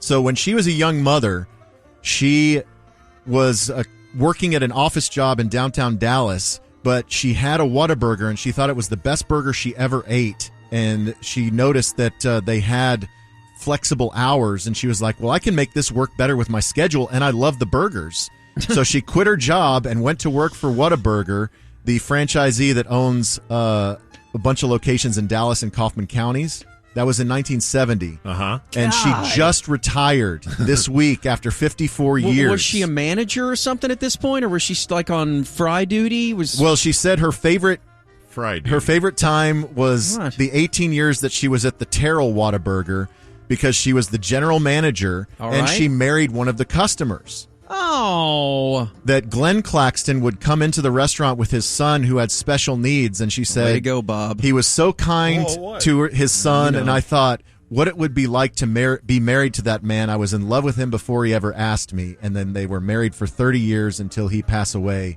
11 years ago. Do you know if this is a Whataburger record? It has to be. Has to be. But Whataburger of Mesquite, the franchisee, they threw her a party on Tuesday, and her last day was Wednesday. Did they give her a gift card for like a Whata chicken? Oh, look at Ham up saluting. He's saluting her. Google the Whataburger records. I don't think it's there like Olympic records. Yes. How many people, though, go to work at a place because they like the product? Like, I heard a kid one time we were at Jersey Mike's, and he told a customer, he told a customer that, he goes, yep, I used to come in here every day and get a sandwich. I liked it so much that I decided to work here. I was like, well, that's bizarro. Well, is that the Connie ticket? Claxton? Yes, everybody who works here loved the ticket so much that they worked here. That's right. So congratulations to Connie Claxton. Way to go, Connie.